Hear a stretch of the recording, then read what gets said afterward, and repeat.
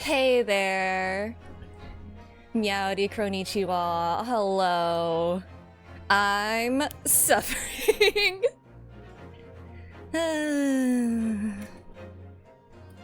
But hey, how are y'all doing on this, very much later than normal start time stream? Hi, suffering, you're E? I thought you were Arnis.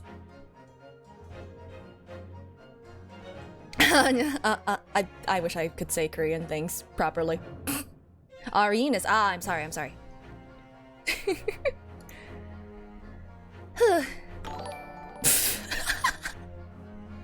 Hi Suffering and E. I'm resident stuck in the basement Sisu Karara wo. Hi, Nino. This is my editor, Nino. She is not trapped in the basement. Don't worry about it. It's fine. There's someone else in the basement. You guys aren't in the basement either. Like, if there's floors beneath you, then that's not the basement, right? That's how that works, I think. Oh god, are y'all doing dad jokes? Incredible, amazing. But, you know what, I'm gonna... It's the basement, they're just not in the basement. Stuck in the Costco. I mean, if there's a Costco and there's multiple levels to this apparently never-ending Costco, then like, I don't know, I don't think that'd be the basement, right? Unless you're saying that anything below the second floor is the basement, if a first floor could be considered a basement. Costco VOD upload when? Pretty soon, actually. I've scheduled them so that, you know, inboxes don't get flooded with like 20 videos, but I've uploaded that one actually already. IRL Costco stream? No! I'm not doing that! I don't even have a Costco membership. I just mooch off of my family's. You want your inbox flooded? Please and thank you. You can fund the member- Don't give me a Costco membership! I mean, that's nice, but okay, I don't even know what's happening anymore. Is it weird that I'm saying, hey, I hope Herlock Sholmes is here so that things can become a little bit less weird? Is that weird? Because these- I'm gonna turn around, he's gonna be on a hook again. The redeem from earlier? Oh, shoot. Oh, I did miss that. Oh, well. Actually, I'm also gonna take a cough drop. I love, my random winter coughs. Alright. Okay. Fishtoll, it's not my fault. Chat asks for it, and therefore I'm legally obligated, probably. You bought 2 bags? Oh, the vanilla? Yeah! That's the one I'm having right now. It is really cold. Like, really, really cold for no reason. I don't know. My brain just goes to the 说冷就冷. That's just something my mom says a lot. Just say it's cold and the cold will arrive. Speak of the devil, I guess. Anyway. Adventure of the Clouded Kokoro? Oh, that's a skull. Why is there a skull? Not blame, just disappointed. You know what? That's entirely fair. I begin to think, Wilson, said Sholmes, turning his head languidly in my direction, that there is more to this case than that which we have observed. Indeed, that there may be another part to the story that we are yet to discover. I love how neither of these looks like Sholmes. His eyes wandered, following the steam rising from his cup of herbal tea, leading him to the distant memory of that snowy evening. Oh, that's a To knife. The young lady Hold on. collapsed on the pavement along Briar Road, and to the knife in her back. Oh. Lit in the soft glow of gas lamps, a most extraordinary scene had been set. And under the cover of a light fog, the curtain had risen silently on the insoluble mystery of our invisible killer. Well, I do believe we have a mystery on our hands. There we go. Slip that in somehow.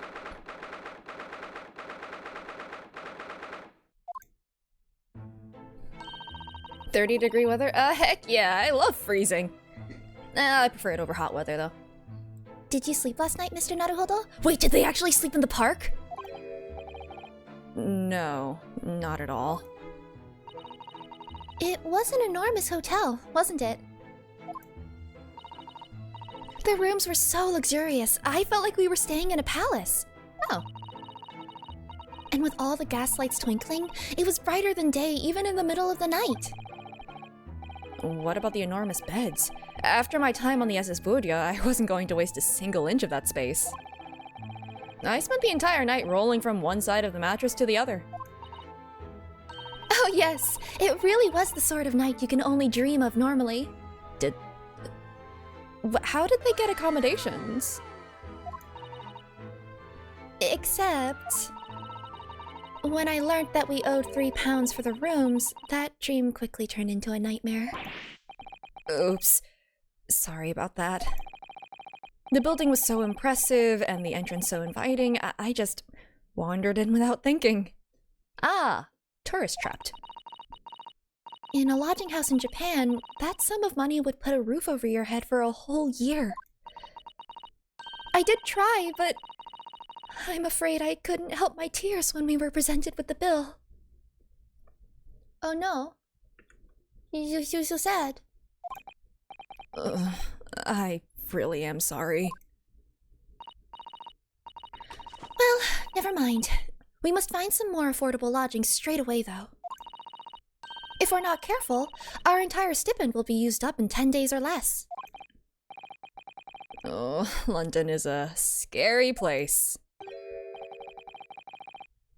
I assume this is that guy, right? The chief? Good morning to you at this early hour. Hello. You are still incredibly tall. Oh, yes, well... Good morning to you, Lord Chief Justice. We have come to report on the outcome of the trial at the Old Bailey yesterday. It caught on fire. Sasato-san is amazing. She doesn't bat an eyelid even in the presence of the imposing Lord Strongheart. Yes, I believe you had a very comprehensive initiation into British courtroom practices. Oh, yes, it was very eye-opening. Thank you. And, in accordance with your instructions, Lord Strongheart, Mr. Naruhodo performed his duty to the end. Yes, I have already been apprised of events. You conducted a remarkable defense. You may consider the test passed. Oh! No longer are you a student from the Empire of Japan. You may henceforth claim to be a fully fledged lawyer. Oh, neat. My country is delighted to welcome young talent from such a remote eastern land. Thank you very much. So, I'm a lawyer now. Now, in view of your new appointment, I have a fresh case in mind for you. I'd like you to take it on at once. I trust that won't be a problem. Another case already? Nothing trains a lawyer better than practical experience. I'm sure I don't sense dissatisfaction, do I? It's just that yesterday's trial ended unusually. I haven't quite come to terms with it. What's to come to terms with? The man was cleared. But wasn't there a fight? What more were you hoping for? A fire extinguisher. I really hope it cuts to the fire. Dang it, okay. Or maybe that happened a lot later? I don't know, I'm surprised that he's just not mentioning it, because it's like a whole day later. The culpability of the defendant has not, at the present time, been established by this court. Consequently, the jury will not be required to proffer judgment. Well, Lord Van Zeeks, it's been a pleasure, so it has. And as for you, my dear fella, I couldn't have asked for a better defense.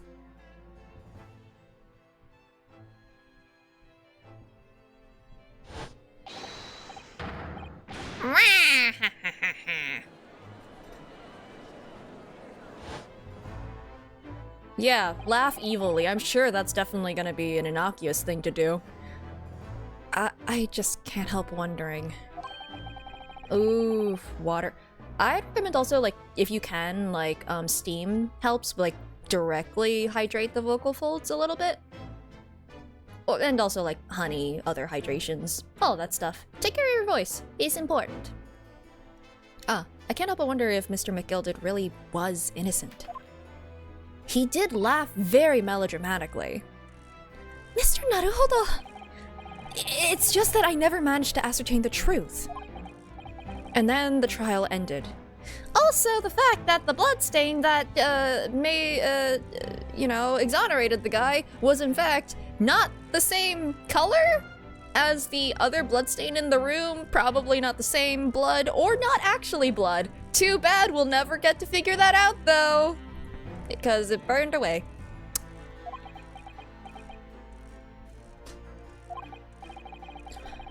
Well, you needn't let it trouble you for a second longer. Sorry? What do you mean, Lord Strongheart? Magnus McG- Oh, wait, no, I was about to joke. It's like, he's dead. Wait, no. Hold on. Now I can't say that I was about to make that joke because, like, it's right there and, dang it, okay. Magnus McGilded passed away immediately following the trial. No! What? Mr. McGilded is dead? Thank you, very punctuating pigeons. I have 19 minutes and 41 seconds until my next engagement. Time enough to talk. Alright, yeah, you can't just drop that on us and leave. I guess you could. Hey! What? I don't understand. What happened? How can he be dead? Wait. I'm trying to remember for the cutscene. He wasn't... Because he went into the room because he said that he was allowed to look on during the investigation for some reason. And there was banging from the... Oh my god, he was in the carriage. Okay, as terrible of a person as he is, that's a pretty terrible way to go.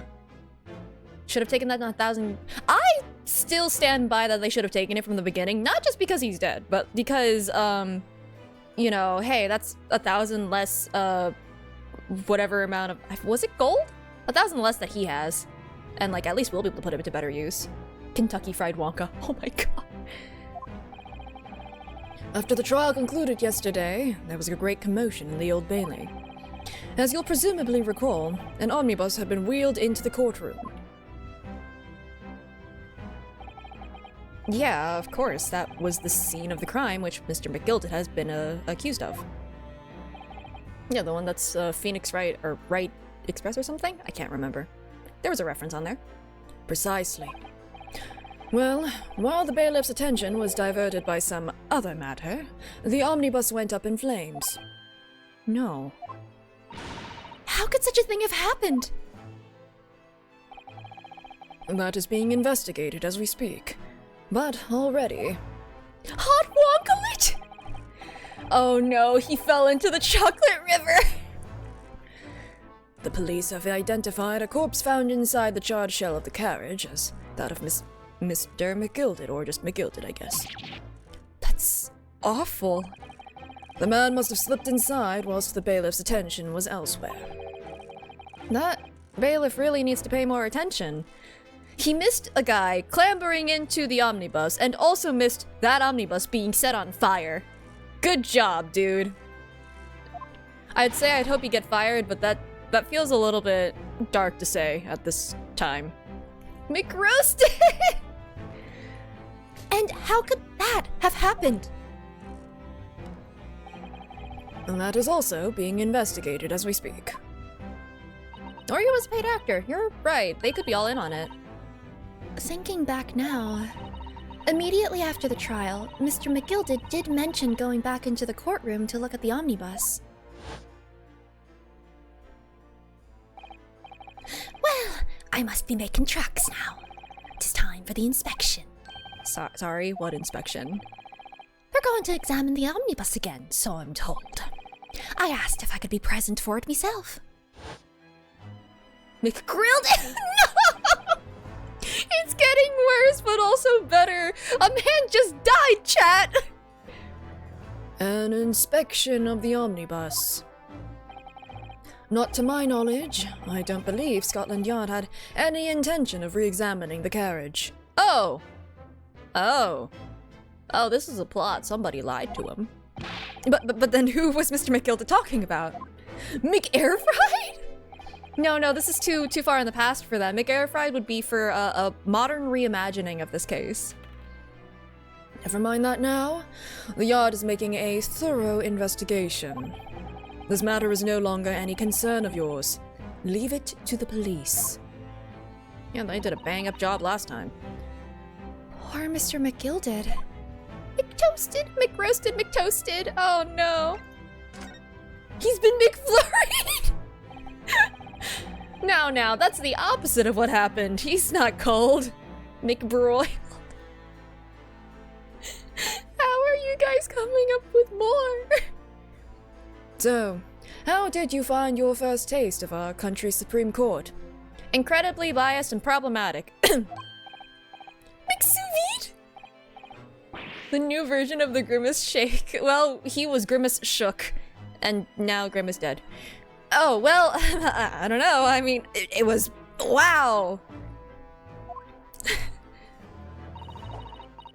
Mr. Naruhodo means that the whole experience was steeped in the solemnity of Great Britain's long history. Susato would be really great at writing college essays. Just putting it out there, this ability to bluff like this and be very eloquent, that's a college essay. It's really a world apart from our own judicial system in Japan, which is only a few short decades old. Wow, Susato-san has such a way with words that I do not. And you seem to have a way of failing to find the right ones. Oh god, she's reading my mind again! Ah. The judicial system here is the most advanced in the world. Learn all you can. Speaking of roasting, yeah, we are used to that as well. The most advanced in the world, is it? Press X to doubt. It was fortunate that your very first trial was a simple affair. Simple? That was simple? There was forged evidence, what do you mean simple? As I believe I mentioned yesterday morning, it was a trial you couldn't lose. Then why did no one take it?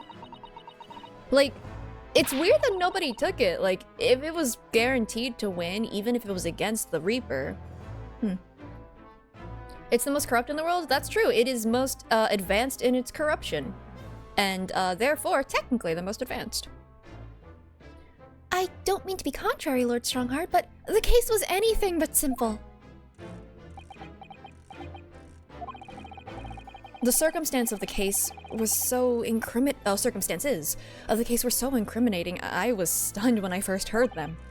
In fact, I'm still finding it hard to believe that we managed to get a favorable verdict. Well, I was well aware that he forged evidence and therefore would get off scot-free. He's done it 10 times already. Okay. Is something funny? No, my apologies. However, the fact is that you did receive the not guilty verdict you set out to achieve. And that can only be attributed to exceptional talent.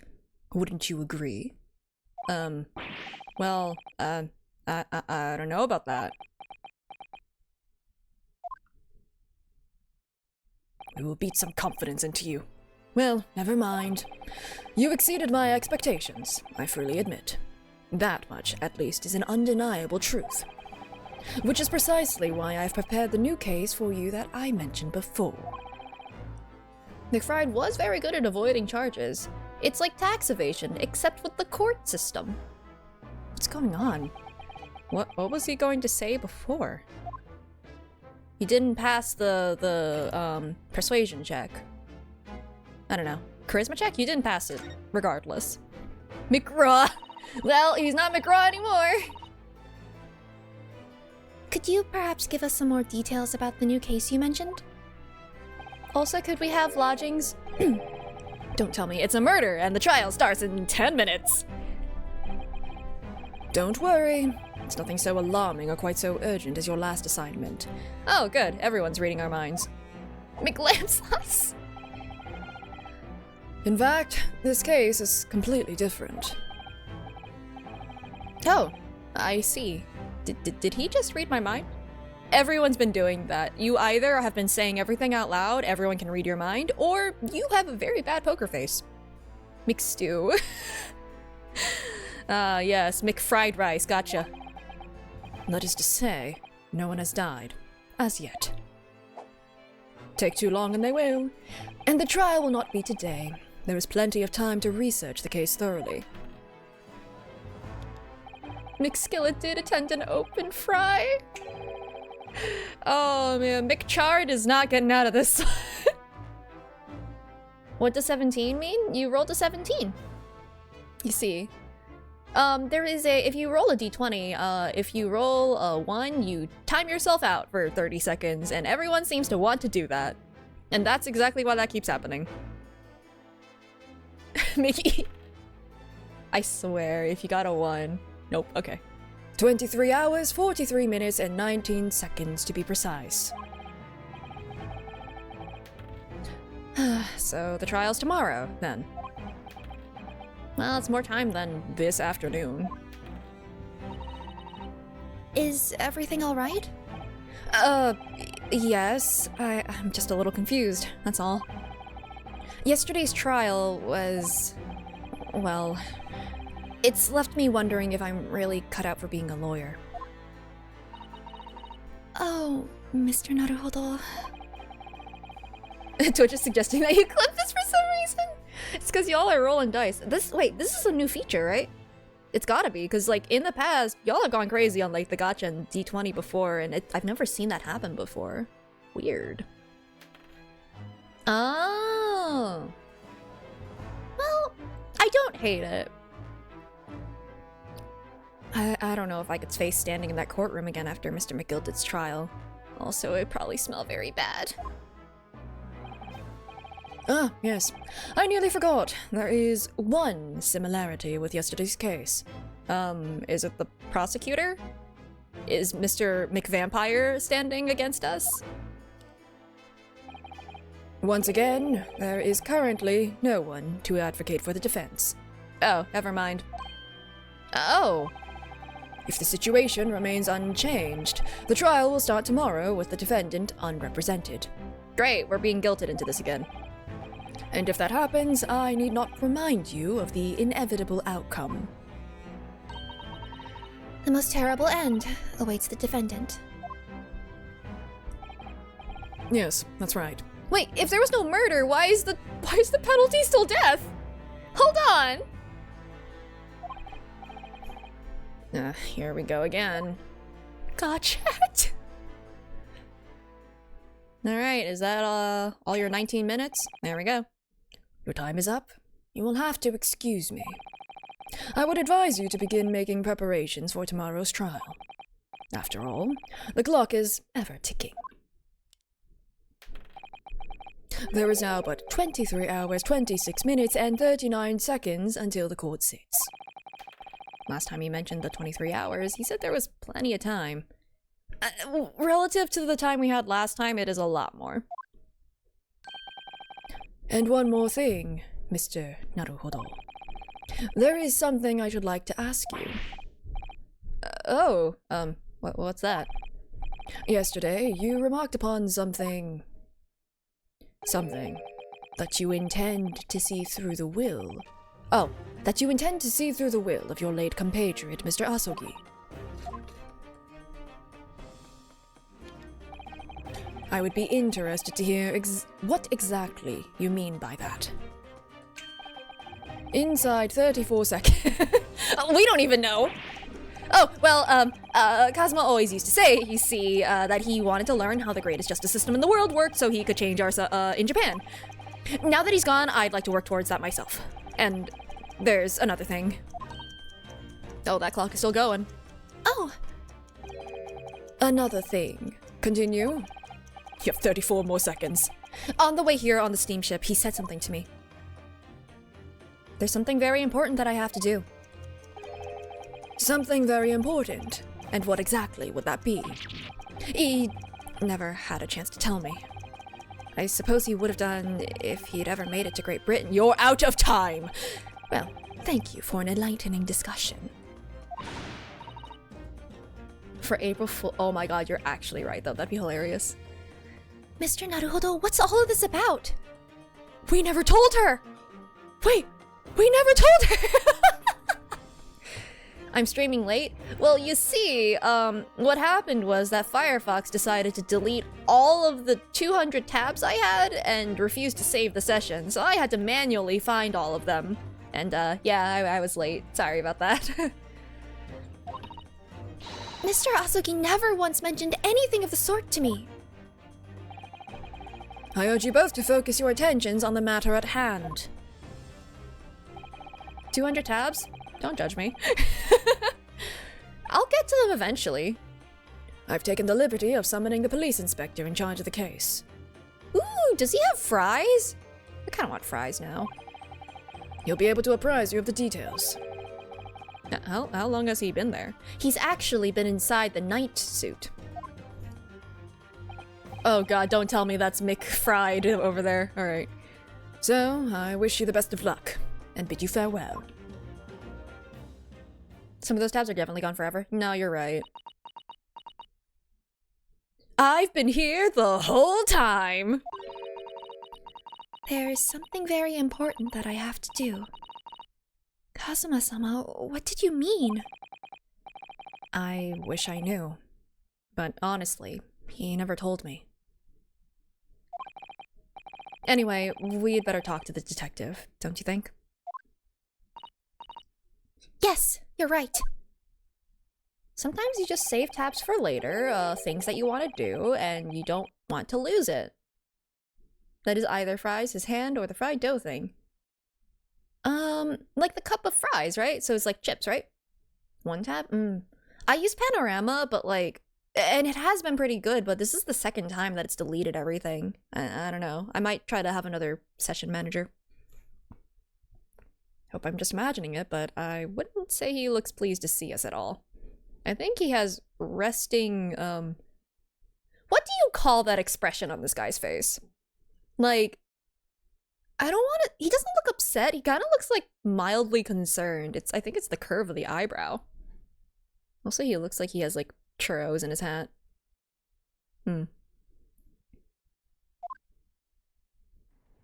Oh, hello. Oh, you're looking at us. Hi! What if I examine you? Am I allowed to examine you? Oh, no, I'm just talking. You are... Huh? I was not expecting him to eat those like that.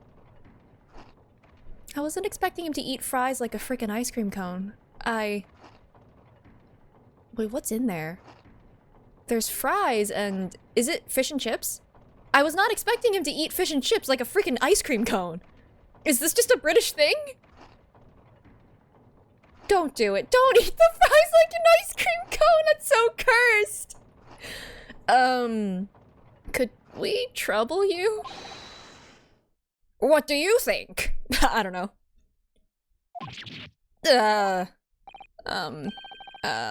Lovely weather, isn't it? What's the weather got to do with anything? Okay, cool. Endless fish. Listen to me, you young Japanese upstart. Oh, good. It's back. The racism is back. Some frippery about the weather doesn't get every English gent eaten out of your hand, you know. But Susato-san told me it was foolproof.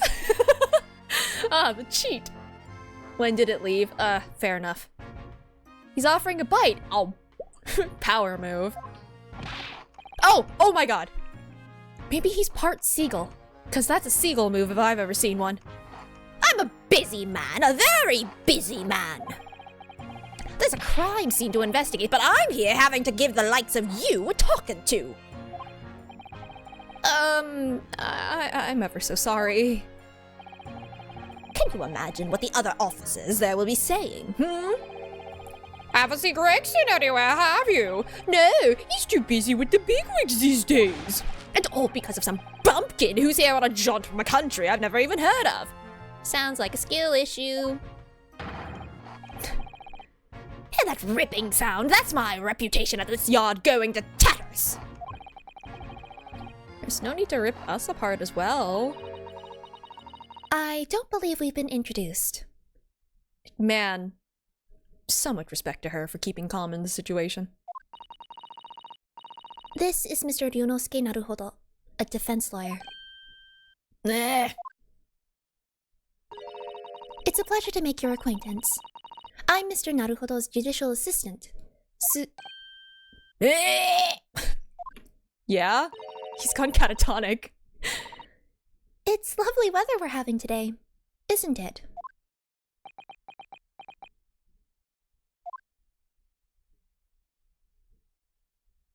Yeah? It is unseasonably fine, I grant you. London winters don't see a lot of sunshine. Unbelievable. How did she pull that off? The disapproving stare of, you are making a mockery of yourself, sir.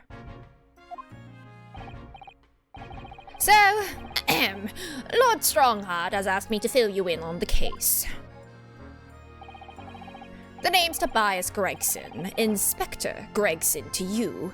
I'm from Scotland Yard. I'm surprised it's not Lestrade, to be honest. Also made him realize who he was talking to. It's not just some rando, it's, oh yeah, hey, I'm the lawyer for this case. How's it going? But yeah, I am surprised it's not Lestrade. I know that Lestrade was name dropped earlier with the girl, but interesting. Is Gregson a reference to something? I'm pouring tea. Ah, my tea! Gregson, Inspector Gregson. What's the matter with Susato-san? Does this detective's name mean something to her? Alright, yeah. Hello, Gregort. Inspector, are you perhaps... Is he in the Sherlock Holmes stories that she's read? The Inspector Gregson?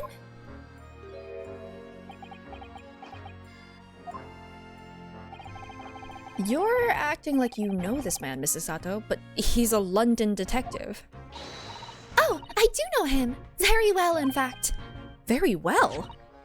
Yes, he features prominently in the adventures of Sherlock Holmes. Oh, in that publication. What's it called again? Randst magazine? That's right. Inspector Gregson and Mr. Sholmes enjoy a wonderful friendly rivalry. Okay, so this is the Lestrade counterpart. Was he the one to investigate the omnibus? I don't know, but I do know that he was the one to go to the scene of the crime when the fire was happening. Because he was in that cutscene. I couldn't mistake that neck for anybody else.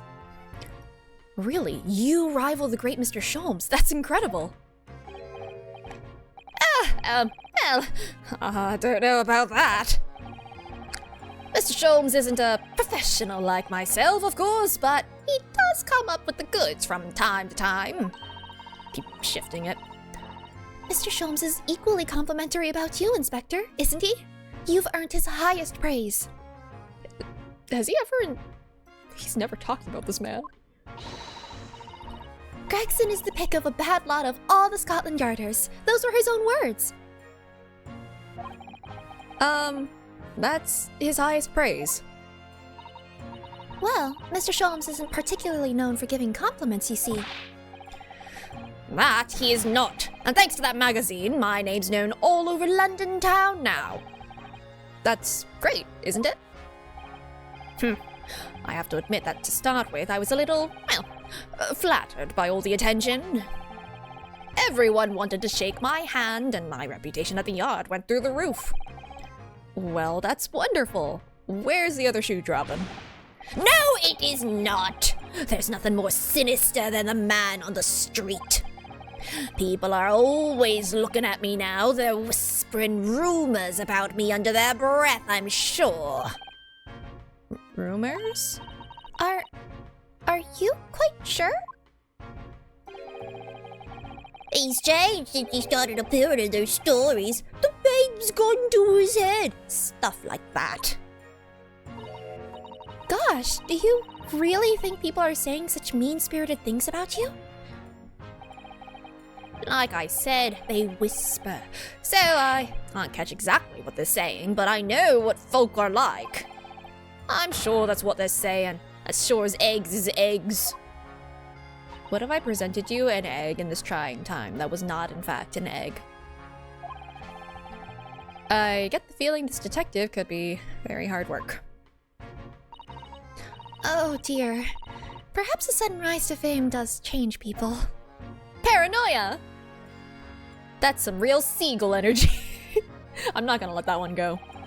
So, about the case that the Lord Chief Justice mentioned before. Nothing to tell, really. Oh, as far as we're concerned at the Yard, it couldn't be simpler. Oh dear, that probably means that as far as we're concerned as lawyers, it couldn't be more complicated. I wish you were wrong about that, but I have a nasty feeling you're right. A young woman was walking along the pavement on Briar Road when she was stabbed from behind. Fortunately, it wasn't fatal, but she's still laid up in hospital, unconscious. That's despicable! What sort of coward would attack the poor woman from behind? I suppose you would have finished whoever was off with the Susato takedown, would you? That is neither near or far. That is neither here nor there, Mr. Naruhodo. Brace yourself, Yunosuke. You've angered her now. A square hard-boiled egg. Huh, it's like a square watermelon. Anyway, after something of a whirlwind investigation, the criminal was arrested. He barely had time for a cup of tea after the incident took place, to be honest. So, there must have been something left at the scene that led you directly to the culprit? Or perhaps a reliable witness who recognized the person in question? Let me stop you right there. You're wasting your time on this one. Sorry? There's nothing you can do. There's no way to help the bloke now. Why ever not? Did he confess? And is it actually that he... I don't know. Simple. A prosecutor that's been assigned to the trial tomorrow is Lord Barak Van Zeeks. Uh-huh, I was right. No. Sounds like you've heard of him then. Oh, yes, we are very familiar with Lord Van Zeeks. Believed to be the harbinger of death itself. The Reaper of the Bailey. The Vampire of the Bailey. Lord Barak Van Zeeks, who we faced in court only yesterday. Mr. McGilded told us about him before the trial, didn't he?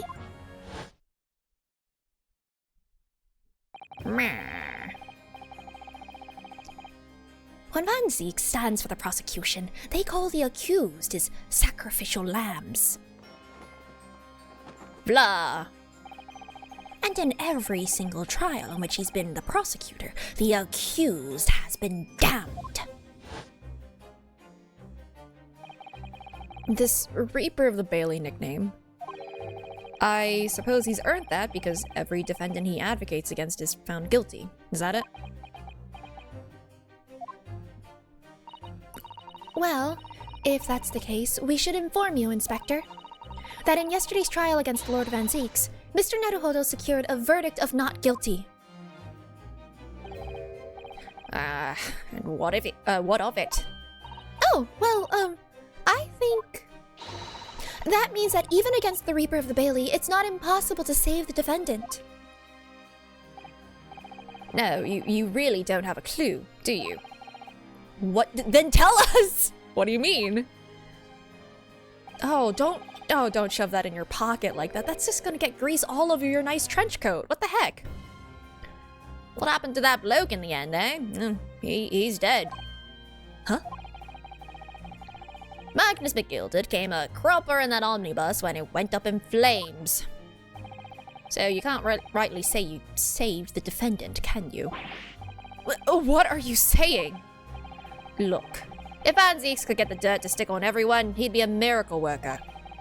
But that's not how it goes. He doesn't work miracles, he works magic. Black magic. Oh, he doesn't always get the guilty verdict, but the people that go free, or that do get the not guilty verdict, end up dying. Oh, wait. That's really, really sus, actually. I'd have a good long think about that, if I were you. Are we really supposed to believe that? Oh. That's a weird way to chew those. Why are you moving your mouth in that way? Okay.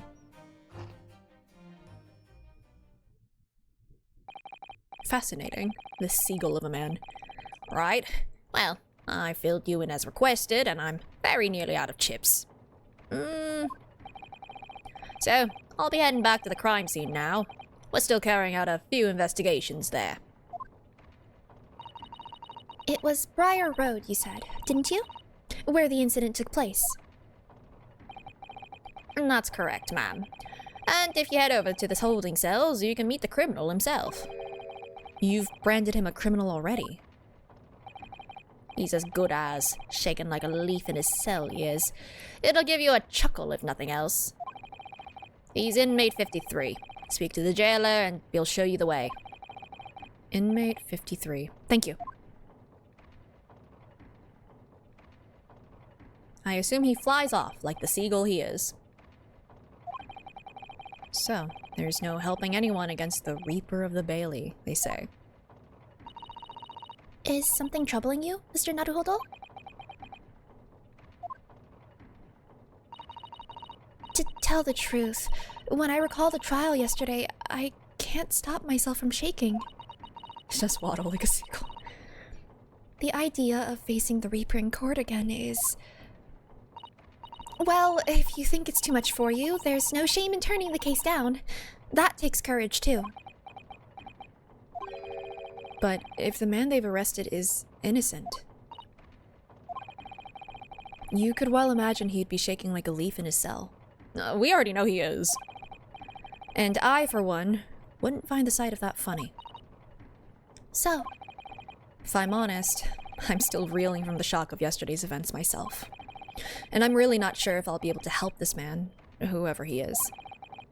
But I'd like to try. So I think I'm going to make some inquiries. Will you help? did you really think you had to ask? After all, I am your judicial. I am your judicial assistant. Thank you. So then, shall we? Yes, let's go. Alrighty. Where's Sholmes? Can we go to Briar Road? Ooh, we can!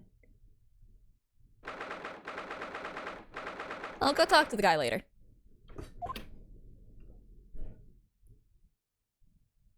Aw, look at the little snowman! Watch it be like the murderer or something. The murderer was hiding in the snowman this whole time! That'd be really dumb. So, this is where it happened. Briar Road. Ah, look, Mr. Naruhodo. Look at that regulation metal helmet. It's unmistakable. The men of Scotland Yard are here. They're investigating as we speak. The baby was hiding in the... The baby is not the killer! That is their job, you know? But, Mr. Naruhodo, to see one with my own eyes.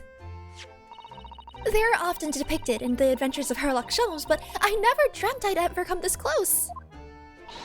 I'm gonna get a signature to a real Bobby's helmet. I'm gonna steal one. What, the helmet? Of course. I have to try one on one day. Well, I hope your hatty dreams come true. Hat. Okay. I am not making that reference to myself ever again. I don't see Inspector Gregson anywhere. Shall we see if we can sneak past and investigate the scene of the stabbing? Why should we sneak?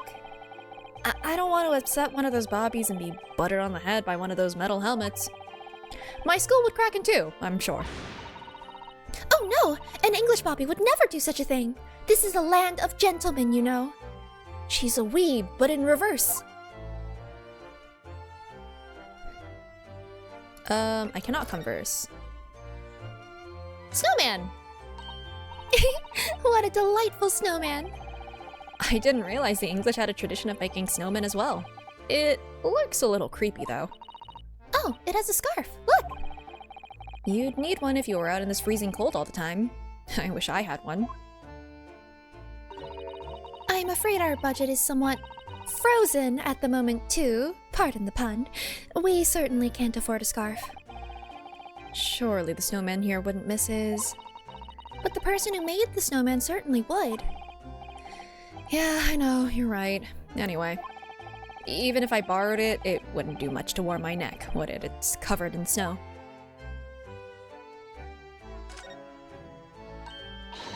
Oh, that's a Scotland Yard carriage. They use vehicles like that to rush to crime scenes and cart away criminals. You're very well informed, aren't you? It's long been a dream of mine to ride one of those through the streets of London. Hey, get framed of a crime and you might just be able to do that. Well, just pick up a stone and throw it through one of the windows then. But that would mean being arrested in order to ride it. Wow, I love how her response could have been to me or Naruhodo. That's neat. Wouldn't it? Still, if it's the only way, help me find a good stone. No, I wasn't serious. Oh, no, that guy isn't real. Okay. Well, it's probably better if I... Okay, I do have to talk with them, huh? This patch of pavement must be where the incident occurred. Yes, it's a very wide open space, isn't it? That's true. Can't see anywhere an attacker could have been hiding. The snowman! If it's actually the snowman. Oi! What are you foreigners doing here? We just investigating the scene of conspiring with that mustached fellow from Japan, are ya? The person who was arrested was from Japan. Oh, no. Conspiring? Come here to destroy evidence, have ya? Get out of here before I give you an idin. An idin? Go on! Oh good, the racism is back. He shoot us away like rats. Yeah, we should give him a wide berth, I think. What a disappointing experience. Okay, I can talk to them. The real criminal is waiting for the policeman to leave and he's just hiding there like, it's so bloody cold in here. It's one of the officers from Scotland Yard. The police are making sure the crime scene is undisturbed. I have a feeling that if we wander too close, we'll be clapped in irons. I think perhaps you're being a little overcautious. We've done nothing wrong, so we have no cause for concern. Oh, no, I'm not getting caught out again. Twice is enough. Twice, I found myself in handcuffs despite not knowing a thing about what was going on. If we meet Sholmes again, I feel like he's gonna put him in handcuffs again for the funnies. Don't worry, it'll probably be more. Yes, you've had some dreadful experiences. I'm sure it's that wide-eyed look of panic you're so prone to. It does you no favors at all. Okay, I can't talk to either of them. Is there more over here? There's a bike? What happened to the bike? Oh, what's that? Clouds look so big and heavy in the sky, don't they? And with the dense fog as well, everything looks hazy. Well, it is known as Foggy London Town. I can just make out some sort of spire through the fog. Looks like it's still being built though. Aha! Yes! That must be the Crystal Tower, being built for the great exhibition that's to open in 6 months' time. Apparently, it's going to be very striking, glazed on all sides and the symbolic centerpiece of the exhibition. Yeah, I will never not think of Final Fantasy XIV. It's to be the largest exposition in history, is it? I can't even begin to imagine it. Anything? Strand? Strand. Oh, I'm just looking at the house, never mind. That's a rather typical old brick building, isn't it? I'm sure it has a long and interesting history. Well, time certainly seems to have taken its toll on the place. It's crooked and sagging all over. In fact, it looks in decidedly worse shape than the other houses around here. Oh, there's like a crack in that window. Huh. We must find some cheap lodgings ourselves as soon as possible. Yeah, you're right. Cheap, but ideally with reasonably level floors. Yeah, like, there's genuinely like someone smashed the window. Huh. Oh, a British bicycle! Look! Although... Huh? Wait, what redeem? Oh my god, I did not do that redeem! Oh no, I'm so sorry. Ara! Although the wheel is so misshapen, I'm sure... Oh, Waluigi. Ara! Gives me the shivers every time. I'm sure it couldn't possibly be ridden anymore. Someone must have been doing some breakneck cycling. It seems bicycles have become extremely popular in London recently. There's even a movement to change women's dress to allow them to ride as well. The bicycle fad won't last. I don't see why anyone would want to ride something like that. Yeah, definitely not gonna be a thing in Europe, riding a bicycle. Ridiculous. Absolutely ridiculous. Goodness, do you dislike bicycles? No, not at all. I mean, it's not that I dislike them exactly. It's just that any occupation that involves taking both your feet off firm ground seems reckless. If you'd ever tried walking on stilts and fallen into a river, I know you'd agree with me. Stilts and a bicycle are two different things, dude. We'll have to hire a bicycle sometime. You can sit behind me while I ride you around. Okay. Oh, look at the windows of that building there. That's not a window that I looked at. That was the I clicked on the fence. Are you sure they're windows? Yeah, but they're all filled in with bricks. Oh, you're right! I wonder why. Perhaps it's an empty property where nobody lives at the moment.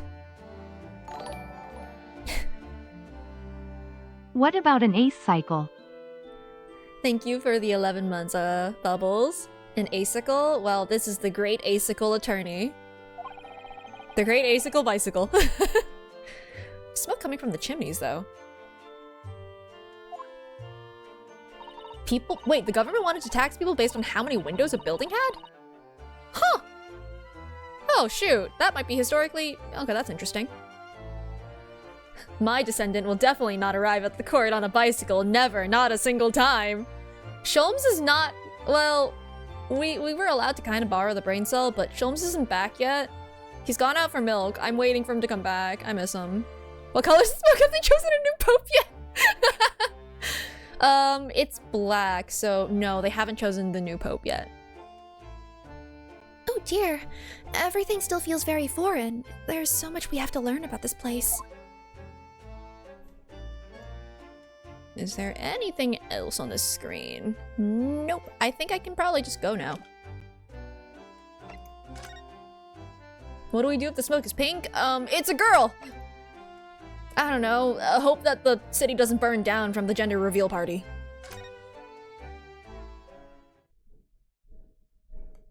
Alright. So, we're looking for a mustachioed Japanese man. So, these are British prison cells. Cozy. Also, you would definitely get a terrible cough. I can, like, feel the dampness of it. Ugh. Uh-oh. Is it not working? No! Hold on. Oh, they're like a dungeon. Ah! Okay, let me just activate that now because it clearly was not working. There we go.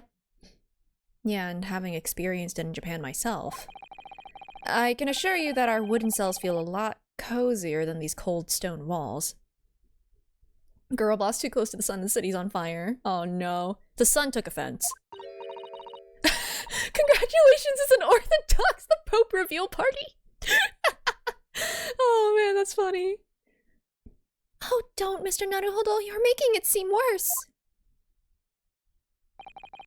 apparently, our client is in this cell here. But it's so dark at the back there, I can't make him out. I wonder what he's like. Is it gonna be someone we know? Inmate 53! The legal representative is here to see you. Stop hiding at the back of the cell and show your face at once. Am I a cat as yet with no name? What the fuck? Sorry. Calling me by a number, it's utterly, unbelievably, unjustly unreasonable. I refuse to answer. Huh? You know, like... I can do a better one. Perishing. Mr. Naruhodo... Naruhodo, what? What? What do you think is going on here? Well, we're gonna find out after this, Twitch mandated break. Well-timed titrate, actually. Yeah, I'll wait for the actual, like, notification, but just so you know. I have no idea. But I wasn't just hearing things, was I? No, there was a guy talking about being a cat or something. Which, wait, I'm gonna give it another go, like, you know, like, there we go, that's a solid one! There we go. I also remembered to do the toggle this time. Wow, Twitch, taking your sweet time. Alright, I'll keep going. A tirade of complaints was in Japanese. Cats were liquids? That's true. Oh.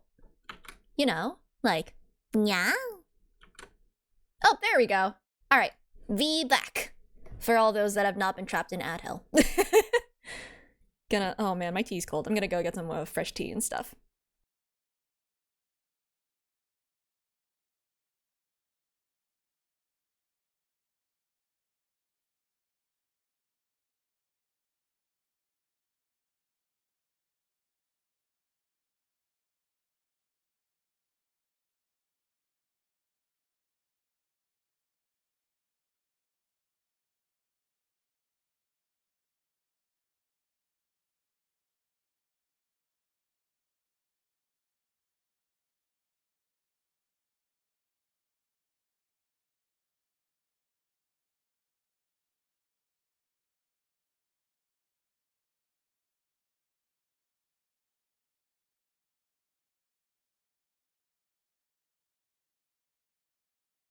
According to the judgment of the Oratrice Mécanique d'Analyse Cardinal.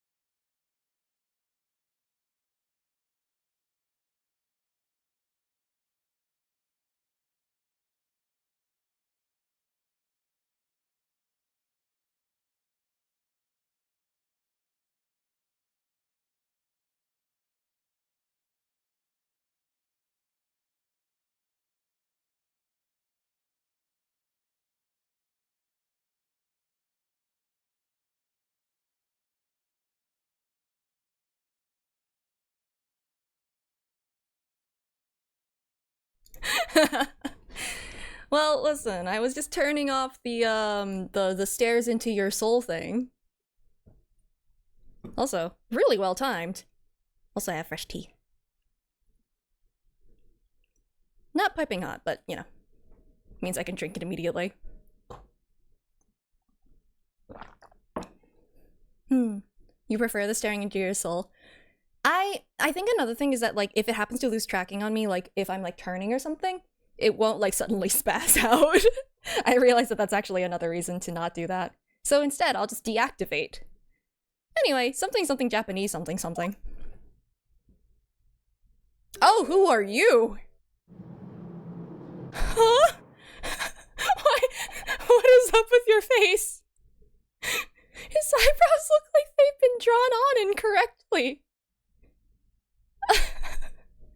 And his eyes look like a camera lens. What happened to it? Yeah, what is up with the left eyebrow specifically? That one's like...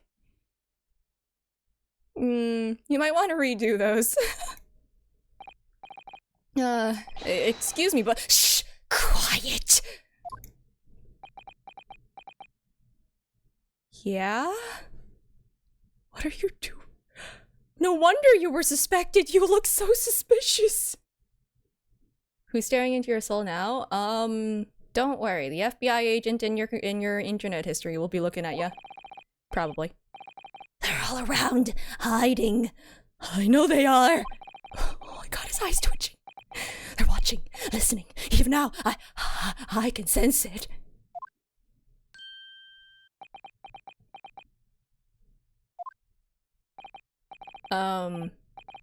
Right. So could I ask who There you are! You've come to curse me, haven't you? Oh, don't try to hide it, you're a ghost!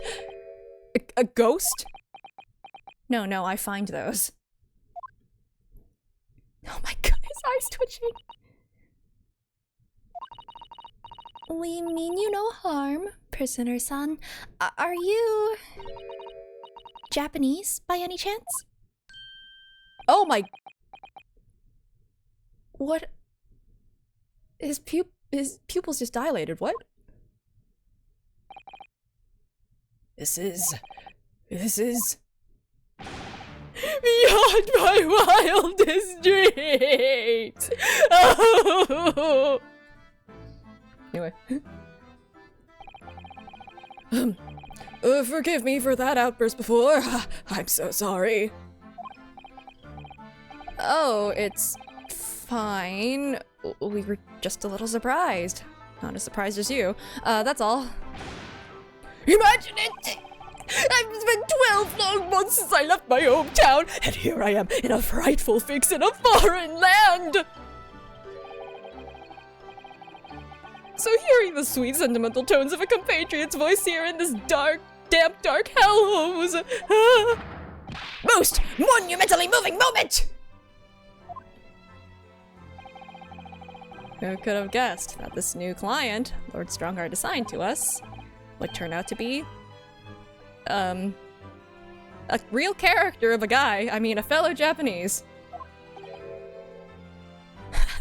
His eyes are reducing in quality. What compassion my fellow countrymen show. To dispatch a first-class lawyer all the way from Japan to defend a mere foreign student. Noble, nurturing, never-failing Nippon! First-class lawyer? Oh dear, I think there's been something of a misunderstanding here. I wonder, would you be so kind as to tell us what's happened? Why you've been detained as a suspect, for example. Yes, I can, I will! Okay.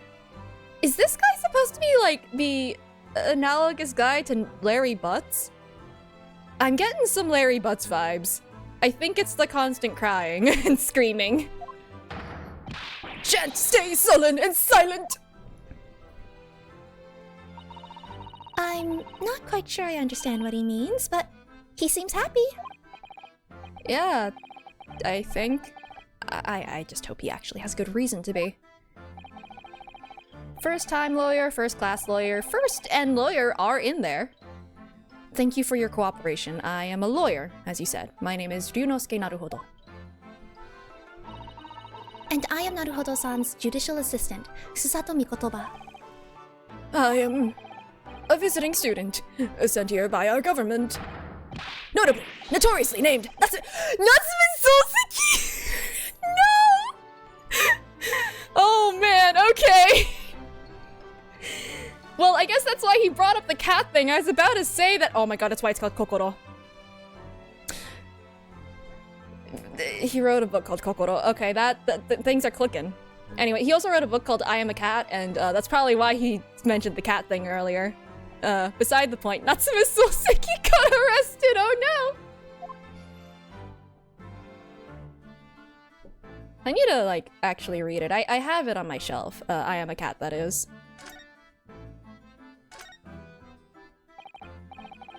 I'm just gonna say Natsume Soseki because it feels weird to say it the other way around. Natsume Soseki-san. What an unusual name. Call me Soseki, please. I'm a poet, you see. A writer of haiku. No legroom? Well, yeah, because all the legroom got taken by Baron Van Zeeks. He's all legs. And boy, does he like to show it. It's something of a nom de plume. What the what? You mean an alias? That's right, Naruhodo-san. No, no, no! Don't be so prosaic. It's much more refined than that. And haiku. That really reminds me of home. Did I hear you say that you were a visiting student sent over here by the government?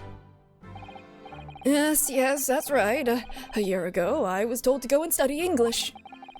At first, I had to suffer that misery. And now this! It's beyond the pale! Suffer that misery? Did you not want to study here? No. I mean, I've had an interest in Great Britain for some years, of course. Oh... But! Just because the government tells you to do something doesn't mean you can do it. No! What do you mean? If they told me to study English literature, that I could have understood. That's my field. But no, they told me to study the English language. Utterly, unbelievably, unjustly unreasonable. As a linguist, I see. Only the other day I was told to send a report about my first year here. I tendered a blank piece of paper. Wise words on whitewashi. You must be a man of great standing. Oh, yes. So I'm often told. And often liked to be told, it seems. Cool. So... Could you perhaps tell us exactly why you've been arrested, Soseki-san? I didn't do it! I didn't commit that atrocious murder! Murder? Oh, no, it's alright. The woman didn't actually die, did she? But she was stabbed with a knife right before my eyes! Before your eyes? You mean you saw the attacker? I didn't see anyone. What? If I'd seen the person who did it, do you think I'd be locked up in here? Oh dear, it seems this case is becoming rather complicated. Why me? Why me? Why did that silly woman have to be stabbed in front of me? It's the curse of London. It's incredibly, inexcusably, irritatingly inconvenient. So, Soseki-san was there at the scene, but he didn't see the attacker. Which is weird because, as we established, open space, really weird. I don't know, someone wired it, someone just threw a knife down the hall, I don't know. It's vital that we find out more about the case.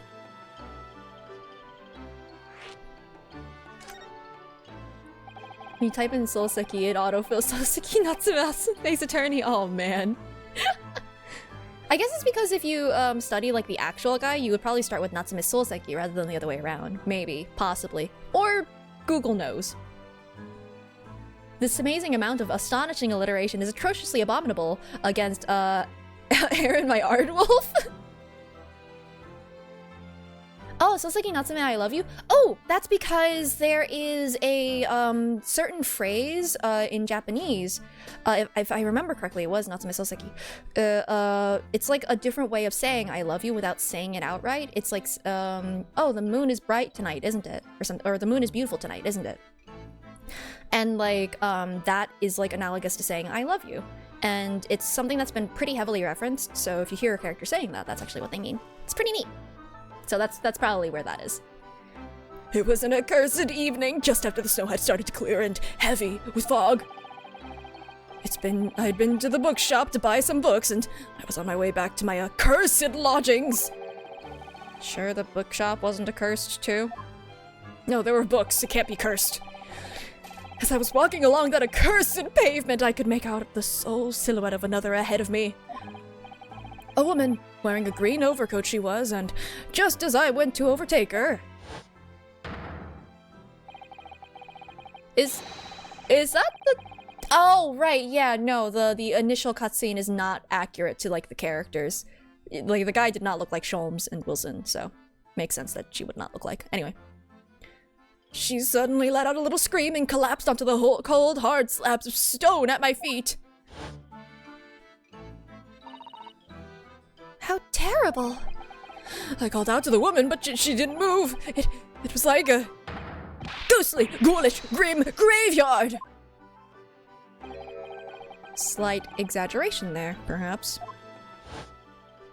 I don't think he's been speaking in haiku, but I wouldn't be surprised if in the Japanese version he was. I was terrified. I had to get away from there. So I ran, as fast as my legs would carry me back to my accursed lodgings. That's not good. They'll say it was shameful, I know, to run away like that. They're gonna say you're the murderer running from the scene of the crime. Tell me, Soseki-san, was the victim an acquaintance of yours? Don't be ridiculous. Do you think I know any of these fair-haired English, and a young woman at that? I'm diffident, shy, timid, unsure. I can't talk to people. I see. A young woman unknown to Soseki-san. And at the time it happened, who else did you see nearby? Did anybody pass you? Regrettably, apart from myself and the woman, I didn't see a soul. No one? Oh, great. So the victim was unknown to you, and there was nobody else on the street at the time That he could see. I assume, especially with the way he was describing things, that it was incredibly foggy. So he just might not have been able to see who it was. That creates something of a conundrum, doesn't it? What conundrum? Conundrum. Yeah. What do you mean, Susato-san? What's the conundrum? Well, if what Soseki-san has just told us is true, there's something I can't explain. He says that he didn't know the victim, and that there was no one else at the scene. Then he apparently fled without having been seen. I did! But then who pointed him out? Hello, I am alive! For now. But if that's the case, surely this man has to be the culprit. But who would have seen him? Ah! You! What did you say? Nothing! I didn't say anything! Oops, perhaps I thought that a little loudly. He's just muttering. Actually, that's not what was troubling me. What I was thinking was, how did Soseki-san actually come to be arrested? Sorry? No, that's fair. That's entirely valid. He didn't touch the victim, and there was nobody at the scene to see him. So, how did the police ever discover that he was there in the first place? Oh, yeah, she's right. I left a note. I left my card. It was him.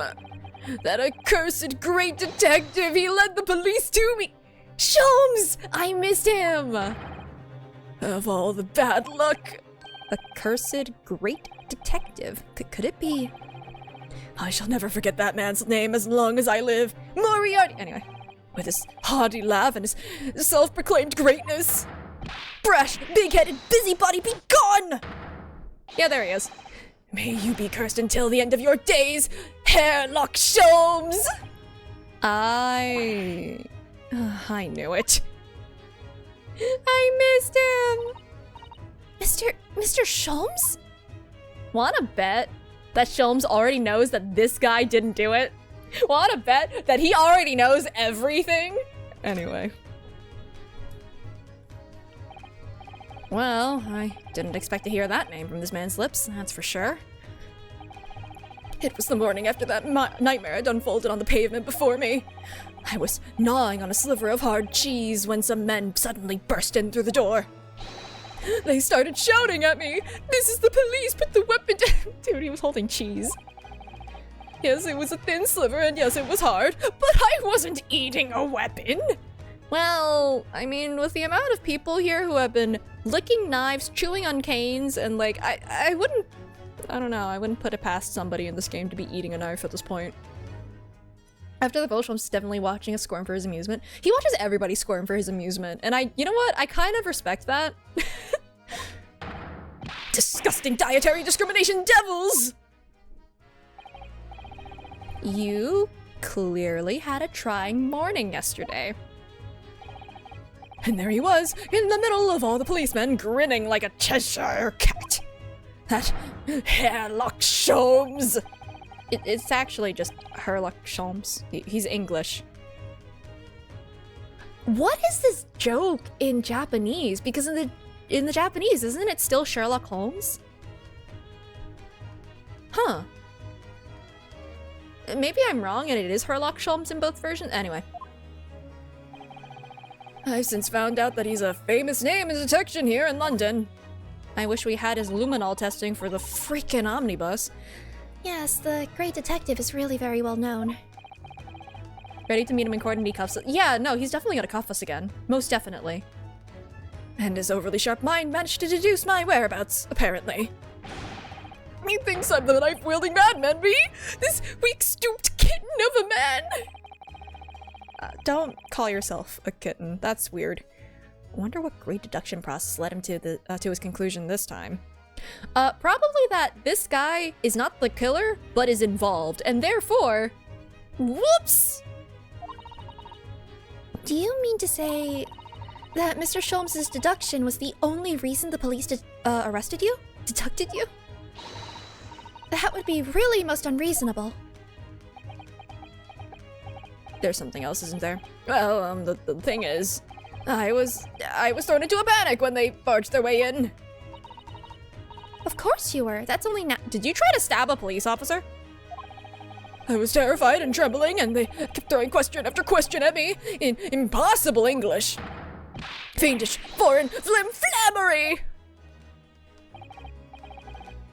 Sherlock Holmes. Oh, okay. Interesting. So they did have a different one.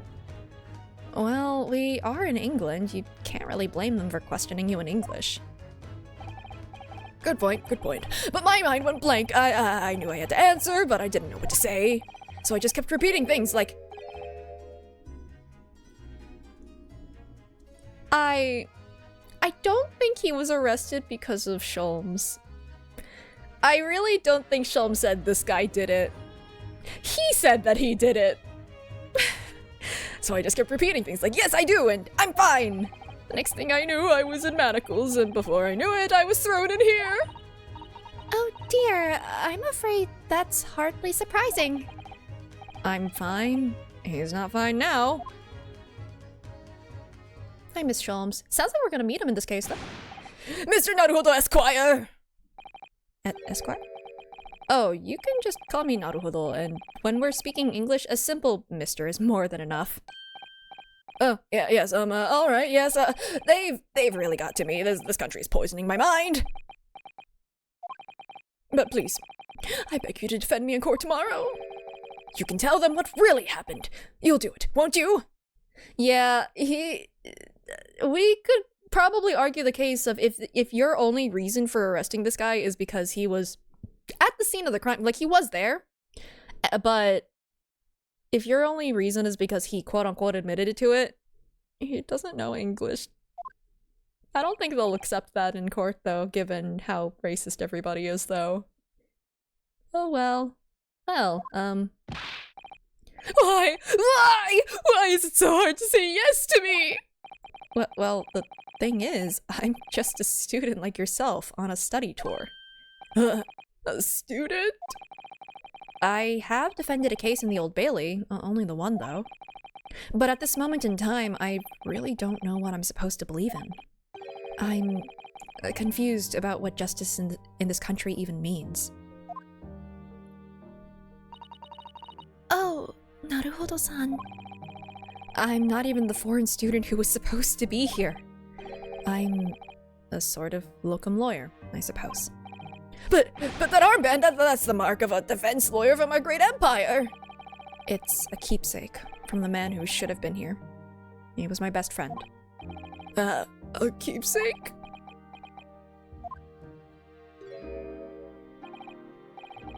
I know exactly what they're saying about me. Oh, who do you mean? The lawyers. All the British defense lawyers, they won't defend me. Goodness, why do you say that? For the same reason as you noted before.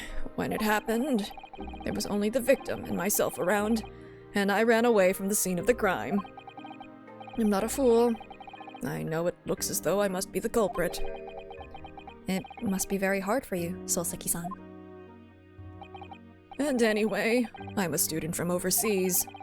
I'm just a foreign nobody to them. Someone not to be trusted. Wild, by the way, that the British, transfers to Japan got treated like royalty and got away with actual murder. And here we have the opposite. Boy, don't we love racism. Alright. I heard them openly laughing about me before. In my earshot, without any compunction at all. Any trial for this man would be a waste of time, they said, and of course the foreigner did it. They even had the gall to say the man doesn't understand half of what's being said anyway. That's awful. They're wrong! I've studied more English than half the policemen out there on the streets! I've traveled halfway around the world to learn about these people's country and its great history. But no one here wants to listen to a man with a strange accent. They all hate me.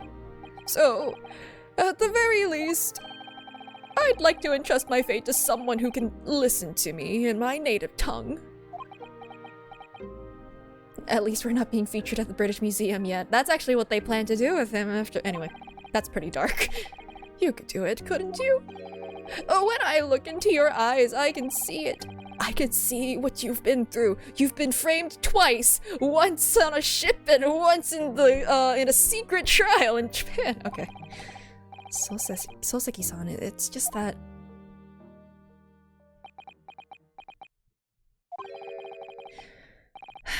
Give me a little time, please. I'll do what I can for the time being. What do you mean? We shall investigate the case as thoroughly as possible. If we can find some clues, it will give us a much better chance, I'm sure. Oh, yes, thank you. I'll be here, all alone, waiting for you, locum student Mr. Naruhodo Esquire. We should be going then, Naruhodo-san. We have a case to prepare for. Does he have anything else to say? No, that's it. Okay. Hey, let's go find Cheryl. Wait, can I? Hold on. What if I? Oh, right. We don't have the badge anymore. Look. Yes, the symbol of one of our great empire's first-rate lawyers. Which means, of course, you'll stand by my side. You'll defend me. Oh, no, sorry. That wasn't why I was. What is the reason? Then why else would you show me that? Oops. In hindsight, that probably wasn't the best idea. But it was a funny idea. Show him the sword? I can't. That's not an option. Okay, I assume we go back to Briar Road. Maybe Sholmes is here? He was supposed to be more recurring, huh? Oh. What's up, Gregson? Hello, Seagull Man. What's the Japanese delegation doing here? Oh, Inspector Gregson. This isn't on the tourist trail, as I'm fairly sure you're well aware. Yes, of course. We're here to investigate. Do we no longer have a badge, or is the armband the new badge? The armband is the new badge, because we're no longer a student, we're a lawyer! That's not even technically our... we never earned that armband, but it's fine. So, you've been to the holding cells then. What do you make of the criminal? Terrified. He's not a criminal, as you put it, Inspector. He's a suspect. We'll see about that. You Japanese like to stick together, I suppose. Well, do what you will. Doesn't bother me. The bloke's in court tomorrow, whatever happens. And the verdict's a foregone conclusion. Stone cold air of rejection. Take heart! London at this time of year is full of stone-cold air. That makes it worse somehow. I don't think there's anything else to examine that I... Yeah, no. I can only talk. Wait, I can show you this. I'll do it if I have no actual risk to my little point thing. Inspector Gregson, could I show you this? Am I supposed to know what that is? Never seen that insignia before. It's worn by defense lawyers in the Empire of Japan as a symbol of their profession.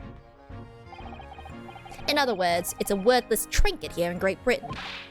Oh, no, it's very important to me. It shows my spirit. As does this sword. An English gentleman keeps things like his spirit very much to himself, I'll have you know. Oh. Don't give up, Mr. Naruhodo. It's too late. He's crushed my spirit already. Now the armband has wrinkles in it. Would I rather a partner who loves me unconditionally, or an infinite regenerating cone of fish and chips? I haven't had good fish and chips. I've only had like school lunch fish and chips, and I don't think that counts. I'm gonna give it the benefit of the doubt and say that does not count. So, I cannot answer yet.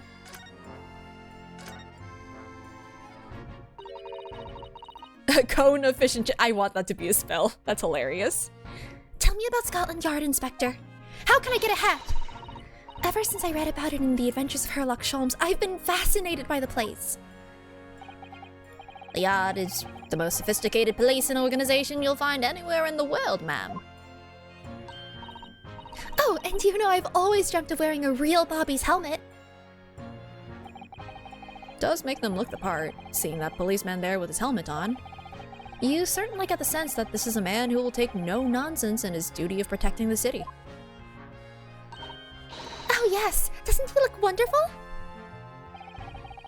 Being a London Bobby's hard going, I can tell you. Oh, really? First thing in the morning, you know what he does? Goes around and rouses all the laborers on his beat so they can get off to work. What? He wakes people up? Yup. Raps on their windows with a long pole. Did it myself going back a bit. Is that why that one house is bricked up? Stop tapping on my windows! I don't work a 9 to 5! I had no idea. I'd brick up my windows too if the police officer went around tapping on them to wake me up at like 7 in the morning. The Bobby works for the people of the town. It's just another one of his duties. After that, he starts tirelessly patrolling the streets all day long. He has to cover 20 miles a day. That's the regulation distance. I can't really imagine how far that is, but it sounds like a long way. Let me see. 20 miles? That's approximately the distance from Tokyo to Yokohama. On foot? That's definitely taking things a step too far. And when it gets dark, of course, he has the important job of lighting all the gas street lamps. Oh my! And I suppose in between all of those duties, Bobbies are expected to investigate cases as well. And chase after criminals trying to evade the law. I'm not sure you could call it in between exactly, more alongside, but yes. They're expected to handle those jobs as well. We do have men keeling over from time to time, I admit. It should be more of an issue that we should address, but hey, we don't need to worry about that. Everything's perfect in the great land of England. Anyway. They're gaslighters! I'd always dreamt of wearing one of those helmets, as I said. But it's with a heavy heart that I shall have to relinquish that dream to you, Mr. Naruhodo. Your heavy heart will be my heavy head if you do. Alright. It happened at around 5 in the evening 2 days ago. Just there on that open bit of pavement. The victim, young woman, was stabbed with a blade from behind. Is it right that the lady is still unconscious now? You mentioned that she's being treated in a hospital. And they're gatekeepers? But are they girl bosses? Probably not, because of the sexism. And you know what? Gaslight Gatekeep boss just does not have the same ring to it. Never said she was a lady. Truth is, unless she comes around pretty smartish, you won't be able to find out much about her at all. I suppose that means they haven't been able to take a statement from her, of course. Only the queen gets to be a girl boss. Oh shoot, you're right. Oh, please stop putting that in your pocket like that. That's a greasy pocket. Here's a map of the local area I happen to have on me. Yeah, you can take it if you want. Really? Are you sure? It's your policy to give lawyers and defendant suspects the odd bit of information to go on. I haven't actually accepted the job yet, but still. Thank you, Inspector. We gratefully accept. Acceptor? Okay. Oh, thank you! My British accent is terrible! Oh, man. The pocket has a lining, don't worry. It's, unfortunately, that lining is just green. Ew, that's so gross. It would freeze solid because of how cold it is. Oh, that's so awful. If the fish and chips are with vinegar, ooh. Like, it wouldn't be hot fish and chips. He's just eating cold fish and chips that have, like, a line of, like, ew, oil and stuff on it. That's not great. I don't like that. Anyway, as far as we know, there was no one else on the scene other than the victim and your fellow countryman. So, who did it, do you think? Not much of a head-scratcher, is it? Well, I know Mr. Natsume is also claiming not to have seen anyone else around, but... But just because he didn't see anyone, it doesn't mean we can be sure that nobody else was present. Yeah, fog, the fact that his eyes dart around like a, like a freaking squirrel. I'm sorry to have to tell you, but we most certainly can't be sure. How?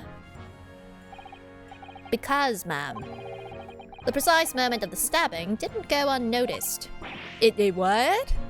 So there was somebody else there. We have 2 very reliable witnesses, no less. So one of them could have done it, right? Dude. Oh yeah, nobody else is at the scene of the crime except these 2 people who saw the scene of the crime. What? In what world? Okay.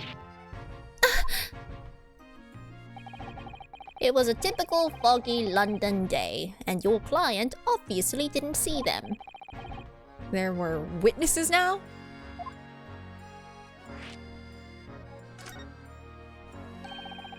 Who are these witnesses, Inspector? A fellow and his wife. The man's one of the most reliable and respected citizens in all of London. He's a copper from Scotland Yard. Wanna bet that a cop did this one. Because, wow, the cops are patrolling all the time, so the streets are safe. I don't know. They already seem to have been bought off by McGilded anyway. They saw it from far away. Someone just happened to be looking that direction through the scope of his rifle. Yeah, exactly. And therefore, obviously they didn't do it. Don't mind the gunshot wound. Actually, no, they shot a knife. A policeman? That might change things. And this policeman just happened to be there at the exact moment the woman was attacked? Nothing peculiar about that, ma'am. Part and parcel of being a bobby. Catching them bang in the act and all that. Uh-oh. Oh no! Why am I lagging? Uh-oh, uh-oh. Shoot, why am I lagging? Okay, hold on. I think I need to reboot my model real quick.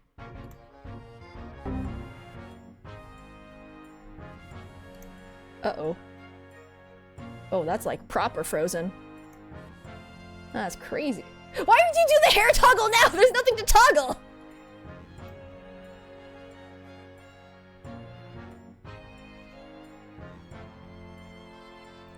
I wonder why it's lagging. Couldn't have anything to do with the fact that Firefox has been doing a real thing to me lately. For the fight. When the world needed her most, she vanished.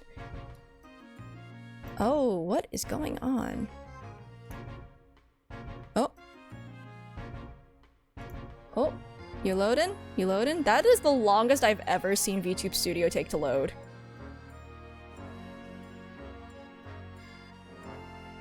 What is happening? Come on. Don't do it. Don't be mean. Don't be awful.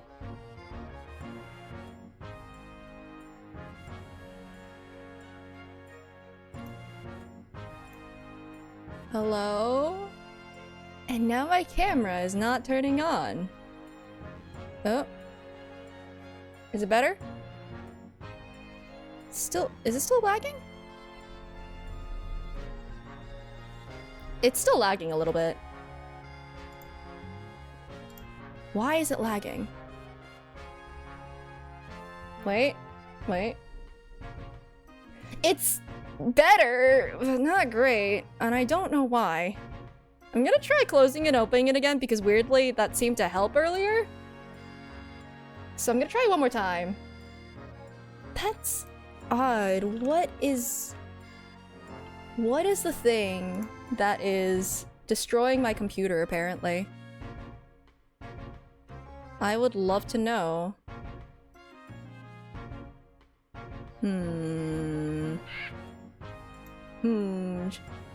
Yeah, I'm trying to figure out, like, what things would be taking a lot of RAM right now.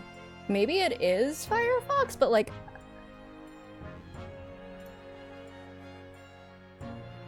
It can't handle the fish and chips, you're right. That's actually correct.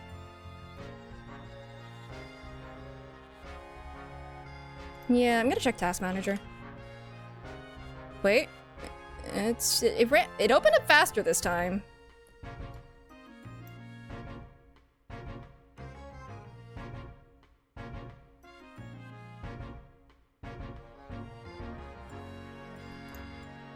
Ah, why did you do that?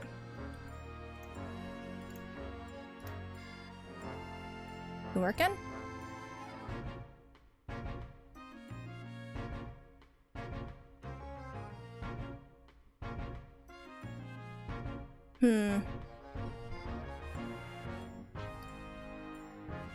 It might be my 200 tabs. It's never done this before, though. That's the weird part.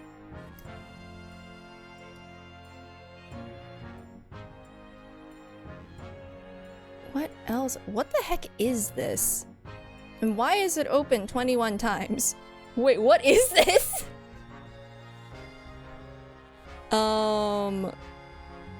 I'm gonna look this up on the internet because I have no idea what this is.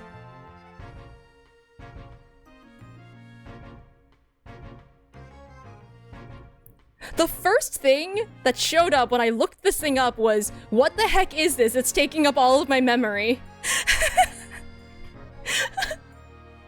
It's not Firefox, iDiogs?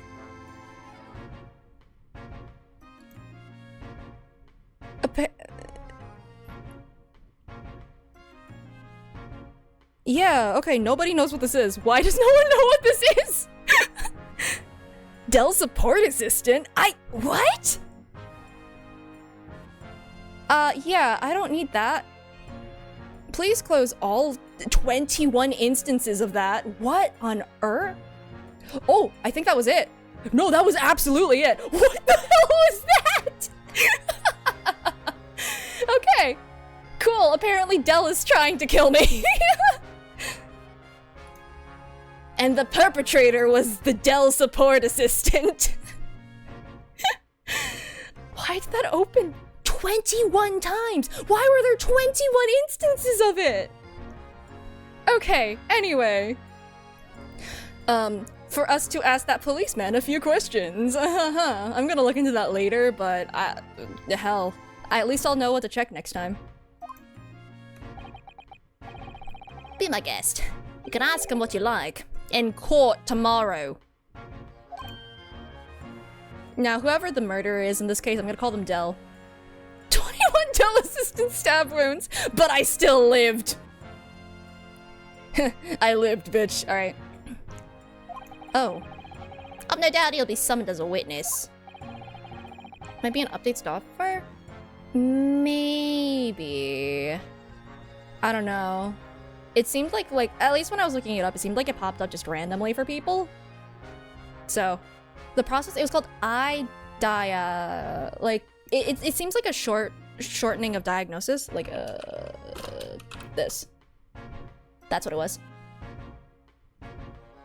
So, well, if you want to look into it for funnies, like, go for it. I'll look at it later, too. While working on other things. So, that'll give you something to look forward to. That's that, then. He's got no intention of letting us meet the man beforehand, it seems. Do you know who we should meet? Herlock Sholmes! A policeman witnessed the incident. As your judicial assistant, I must warn you that this could make our job very difficult indeed. Yeah, as a non-judicial assistant, I could have warned me of that too. She's gonna flip you into the cold, hard ground, man. Oh, yes, one more thing, Inspector. What? The person who led you to the suspect. I hear that was Mr. Herlock Sholmes? What are you bringing him up for? What, was this something I said? The color is drained from his cheeks. Oh, shoot. I'll do this one first. We're going in order. That twitchy Japanese bloke goes on trial tomorrow. You gonna defend him or not? Well, Makes no difference to me, but I will just say this. No London lawyer with his salt would touch that case with a barge pole. because the prosecution is being handled by the Reaper of the Bailey, you mean? There's no way to save the man now. It's a waste of time trying. It is all a bit strange, though. Sorry? The Reaper, he hasn't appeared in court once for a good few years now. Yes, we did hear something to that effect. And the only people he usually bothers with are the real scum, the master criminals, the violent ones. Master criminals? The violent ones? That's right. He handpicks his victims, only deals with those guaranteed to go to the gallows for their sins. But Mr. Natsume wouldn't hang for what he's accused of, surely. That's just my point, sunshine. Yes, the young woman was stabbed, but it didn't kill her. Couldn't even say the intent was there. So, this isn't the sort of case I'd be expecting the Reaper to want to sink his teeth into, for want of a better phrase. Well, it's not exactly a minor infraction, is it? No, there's got to be more to it. Some reason he's taken an interest. Really? What sort of reason, Inspector? You think I can tell what's going on inside the head of that Lord of Darkness? Is that actually what he calls himself? You'll have to ask him yourself, at tomorrow's trial. Are we really going to have to face the Reaper again? The Lord of Darkness, as he put it. Vampire Edgeworth. Oh? Who did you hear that name from? Oh, well, it was Mr. Natsume who mentioned it. He said that Mr. Sholmes was with the police when they entered his lodgings. I I'm sure it was the result of one of Mr. Sholmes's inspirational great deductions. Fiddle faddle. Huh? Man's an amateur. I'm getting sick and tired of him showing his mug everywhere. Oh. I don't know where he gets his information from, but he turns up at the scene of the crime, wanders around spouting incomprehensible rubbish, and before you know it, he claims to have solved the case. Yeah, he's quite astounding, isn't he?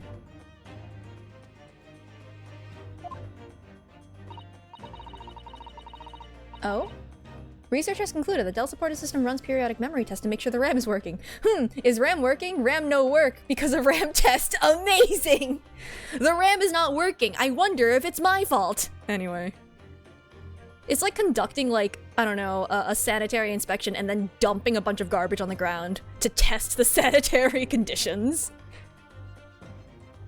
He is a great help to Scotland Yard, though, isn't he? Gibble gabble!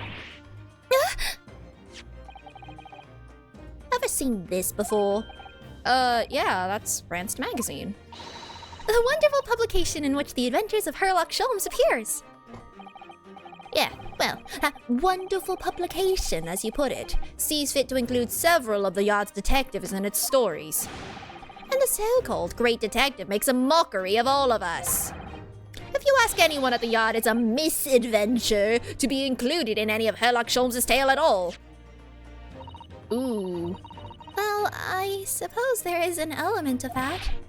We work our socks off, every one of us, only to be thrumped by the public thanks to that obnoxious detective. The man's as dangerous to us at Scotland Yard as he is to all our criminals. That can't really be true, can it, Inspector? Clearly, the Great Detective and the police have a complex relationship. Facebook status. It's complicated. Well, I don't think we're gonna get any more useful information out of the detective. But we should go and find the Great Detective! Mr. Naruhodo, can I make a suggestion? Oh, yeah, what is it? Well, it seems to me that we must speak with him about this. By him, do you mean... Is he gonna pop up from behind us? I'm waiting for him to show up inexplicably, just randomly. Maybe he jumps out a window. We look up, he's on a lamppost balancing on there or something. Mr. Sholmes? Yes, Mr. Sherlock Sholmes, exactly. Look at those shining eyes. You can't wait, can you? Well, Mr. Natsume did blame Mr. Sholmes for all this, didn't he? Yes, he did. He really did. Which makes him an involved party in the case. Are you just going to ignore that? I hope not. I assure you, it's not simply my selfish desire to meet with Mr. Sholmes again. You and me both, Susato. I just want to see him again, too. Maybe he, like, rolls out from, like, the snowman. Maybe he is in the snowman. Trouble is, we have no idea of the man's address, even, so how— It's Baker Street! Did he dox his own address in the magazine? How do you know that? It's in the stories, of course. 221B Baker Street, the most famous address in the world. I see. Well, there's nothing to stop us from going, I suppose. We'd better try to find our way there before Sasato-san gets, any more excited and unpredictable. Hurrah! I'll summon a carriage. So, we're gonna have a reunion already. With the Great Detective, Mr. Sherlock Sholmes. Oh? Did the redeem not work? Hello? Why is everything breaking? Oh no. But why for? Hold on, I'll go and play that very quickly because things are apparently not allowed to work. I'm not allowed to have nice things today.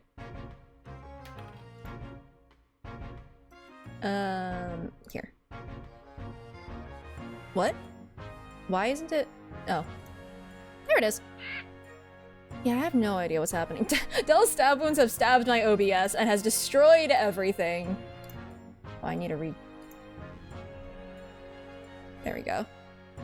Oh, hey, the long hair toggle carried over from when everything broke. That's funny. At least I think that's what happened. Is it? Yeah, I think it did. Maybe? What? Huh?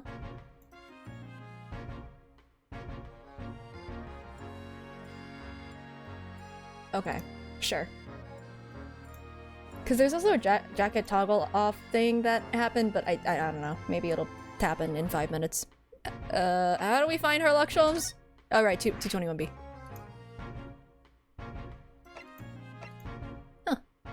Sholmes is sweet. I don't know if it's a good idea to dox yourself. Oh, cutscene! And suddenly, there's another fire.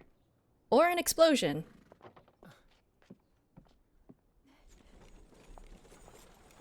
Thank you very much. It's just up there overlooking the street. Good day. Bye-bye. Thanks again.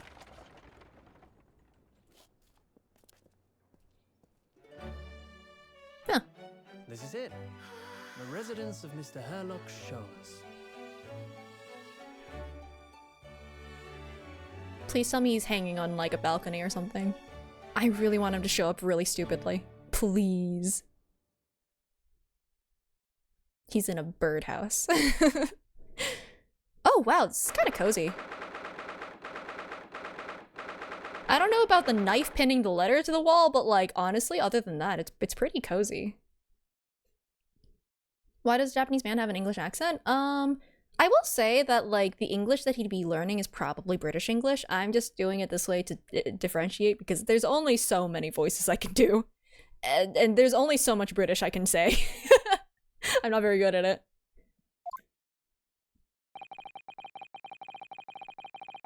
So, this is where the great detective makes his living. Feels surreal to be in here somehow. He's majoring in English. Exactly, so like he'd be learning British English, I would assume. There's a shoe up there, and a hammer. And also glasses and chess pieces. Interesting. Where is he? Where is he? Where is he? Whoa. Oh, is that like a microscope or something? Is it as described in the stories, Miss Susato? There's a violin balanced very precariously on the chair. That's gonna slip. I'm just gonna say right now. What else is in here? Are those gunshots making letters in the wall up there? Wild.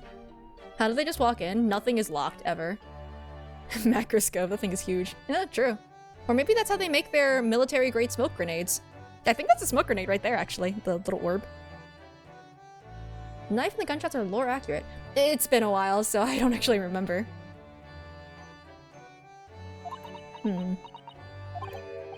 Susato-san? Is she crying? Many famous cases have been solved here in this very room. Oh, I suppose they must have been, yeah. Never read the story, so it's hard to get quite as excited about it as she seems to be. The detective chases the villain relentlessly as he disappears into the fog down an unlit London street. Oh, the thrill of it! The romanticism! Can't you feel your heart thumping in your chest? Can't you, Mr. Naruhodo? No, I suppose I can, yeah. So, if you don't mind, I'll just stand here and soak up the atmosphere for a while longer. Please, don't mind me. She is obsessed. Well, looks like our detective friend isn't home at present. Is no one here? How can we get in? Excuse me, is anybody home? Here's the thing. I'm pretty sure this is the girl from earlier because, like from end of case 3, because she had the same, like, motif, the flower thing, the inventor. Oh, do we have a visitor? I was right!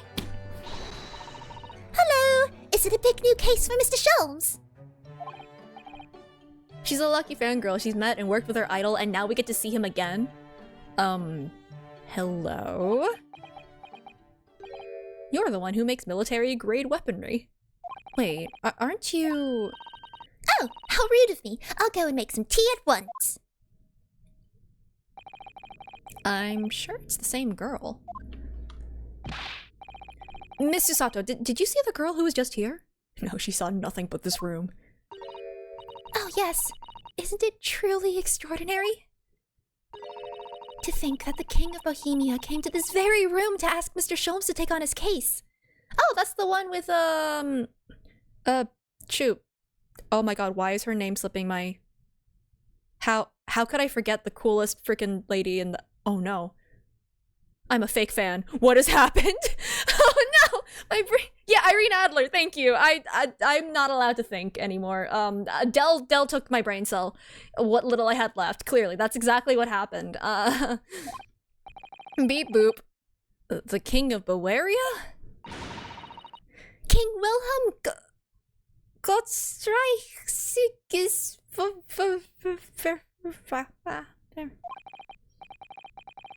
Sorry, I'm drawing a blank. I can't hear you properly. Forget the adventures of Herlock Sholmes for a moment and look over there. The tea's brewed, and I have a freshly baked cake as well. it's you! I knew it. Susato-san recognizes her too. Also, I believe that. Break incoming. Oh! Is it him? Is it him? Ha! There you are! Please, please. No, it isn't! Dang it! It's a flashback! No! Taking that with you as well. I was looking forward to the trial run of my experimental smoke grenade launcher. Please, where is he? Oh, good day to you. I'm, well, the inventor, I suppose, of that machine. It's the girl who turned up at the end of Mr. McGilded's trial in the defendant's antechamber.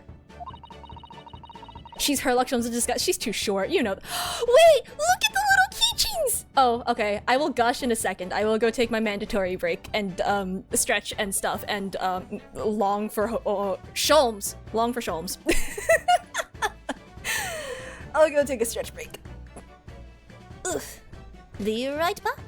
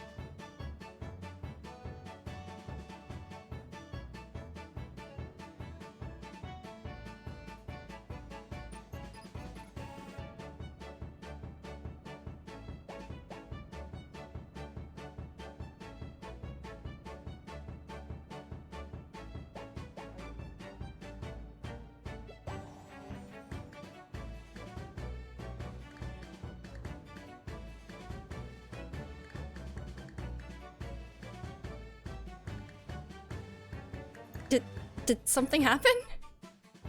Wait, what happened? Something cursed? What? Wait, I'm checking this out right now. What do you mean?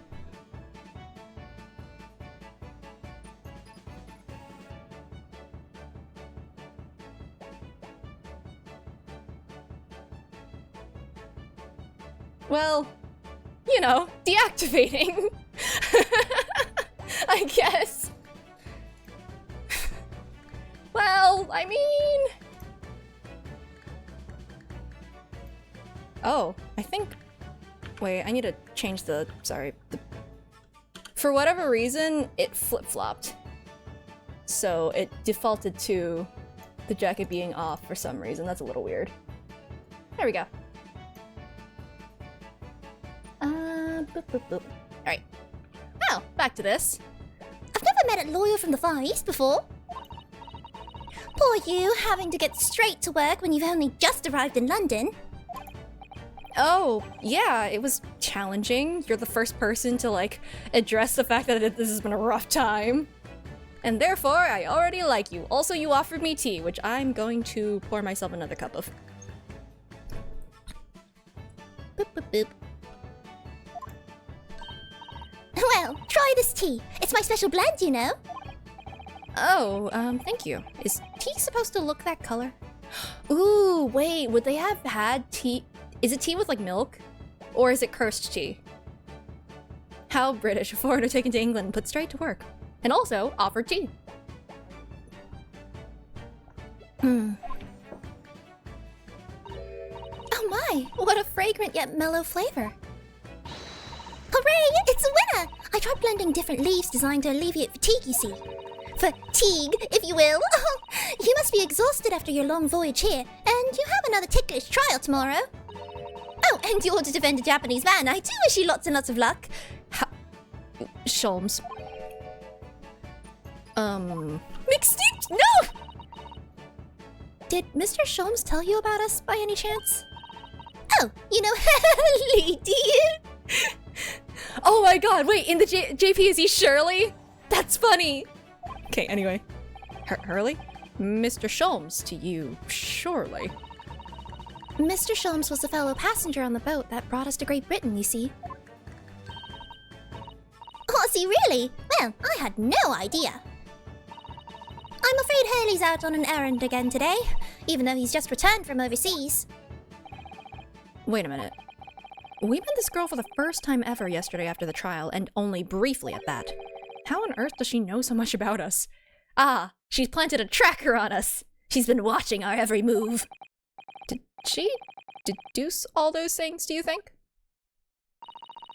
And perhaps more to the point, why is she here in Mr. Sholmes' suite? Oh, silly me! I haven't introduced myself, have I?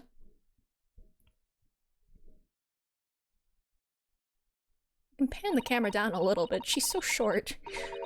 It's a great pleasure to meet you both. My name is Iris Wilson. Iris Wilson? Watson's kid! Oh, wow, that means that Wilson is just gone, huh?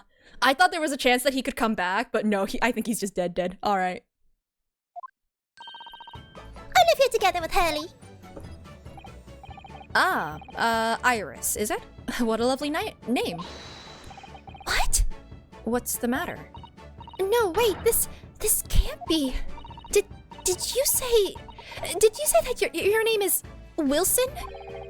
What's the matter with Sato-san? Why is she so flustered all of a sudden? That's who you were framed for killing, my guy. Yes, that's right. And what are your names? Oh, I'm Ryunosuke Naruhodo, a lawyer from Japan. And she has, gone into shock. Oh, sorry. I'm Mr. Naruhodo's judicial assistant, Susato Mikotoba. It's wonderful to meet you. Lovely. Susie and Runo. Got it. Susie? And Runo? There's more to this girl than meets the eye.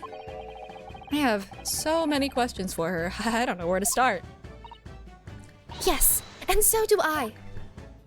Oh, she read our mind again. Oh, shoot! Thank you so much for gifting a sub to Because I Claire. Thank you, Arnis. Wait. I can look at... Shoo! Do you like this fireplace? It's one of the best things I've seen, since we arrived in the country, in fact. Lingering beside the fire and watching the flames flicker and dance in the grate. It's so relaxing. Oh! Crane noise. Fair enough. We can't relax, not when there are so many interesting things on the mantelpiece. Huh, I haven't seen mantle spelled that way. I thought it was like L-E. Oh, it was just as it was described in the stories. It is? Yes, exactly. Inside that Persian slipper, for example, are my chocolates for, 11s. 11s? 11s? And transfixed by that large, jackknife is my shopping list for the market. Oh. Oh, it's not quite how I remember it being described in the Adventures of Sherlock Sholmes. My favorite part of Britain is when it's on fire. It's too bad we missed what happened in the court, the Old Bailey yesterday. The mantelpiece? Oh, that would be nice to have. Oh, regional thing. Maybe. I wouldn't be surprised if there were like small spellings like that. Poor Susato-san, she looks crushed. Okay, well... I can't look at the fire. Can't look at the tea. Looks like that huge metal chest is being used as a table for tea and coffee. I think it's just tea. Seems very sturdy with an equally sturdy lock. Mr. Naruhodo, you mustn't go around opening things. I always have to keep an eye on you, don't I? You're very mischievous. How did you come to that conclusion? 11Cs is just a snack you have around 11 a.m. Huh. So brunch? Oh, that chest contains some of my most valuable things. And that smile tells me you're not going to give us any clue about what they are. Bombs! I don't know. I mean, she made smoke grenades. I wouldn't put it past her. A mystery shoe, a curious hammer, some mysterious dancing men, a bust of Napoleon. Ah, what an entrancing collection! This is the first time in my life that I've seen a lonely old shoe displayed as an ornament. Oh, those are all mementos that Hurley has collected from his past cases. Really? Even the bust? Yeah, that's right. When the mood takes him, he likes to throw it on the floor and smash it to dust. What? How does it come back? The poor defenseless emperor. Mr. Sholmes destroys it. Yes, and then he buys a new one. You make it sound like he has the temperament of an insane sculptor. How entrancingly bohemian of him. You know what? Fair. I guess. Sometimes you just have the urge to yeet Napoleon. Oh man, I love how freaking weird he is. Lighter than brunch, usually in addition to breakfast and lunch. Oh, that's neat. Huh. Oh. When I saw mantelpiece, I always thought maybe I just missaw it. Weird. There's all sorts of these sorts on these shelves. Chemistry apparatus, books, papers, and lots of things I've never seen before. Napoleon is very eatable. You know, sometimes you just have a very puntable face, well, what is a bust if not mostly the face? It's all heaped up so high, I can't help feeling that the whole lot is going to topple at any moment. I keep telling Hurley not to cram so much on those shelves. Good advice. He wanted to look something up in one of those books a while ago. But it was so tightly wedged in, he couldn't get it out. So he went and bought a new copy instead. My guy. Okay, we gotta see what this is. What on earth is this huge over-the-top machine? That's the great analytoscope. It can analyze anything, really. Anything at all. That's absolutely incredible. It's one of Hurley's inventions. It took him a whole year. He said it was to help him with his investigations. What sort of things has he analyzed with it, do you know? Absolutely nothing. Well, actually, yeah. Oh, he hasn't used it for anything yet. Oh. Why not? It's not reliable? Apparently, on the evening he finally completed it, it suddenly occurred to him. I don't actually have anything I need to analyze. Oh dear. How about you, Runo? Do you have anything you'd like to analyze? The only thing that springs to mind is this machine itself. Oh, can't look at the bomb. Unfortunate. What else? Okay. Oh, violin! Oh, I've seen pictures of Western musical instruments like this. It's called a violin, isn't it?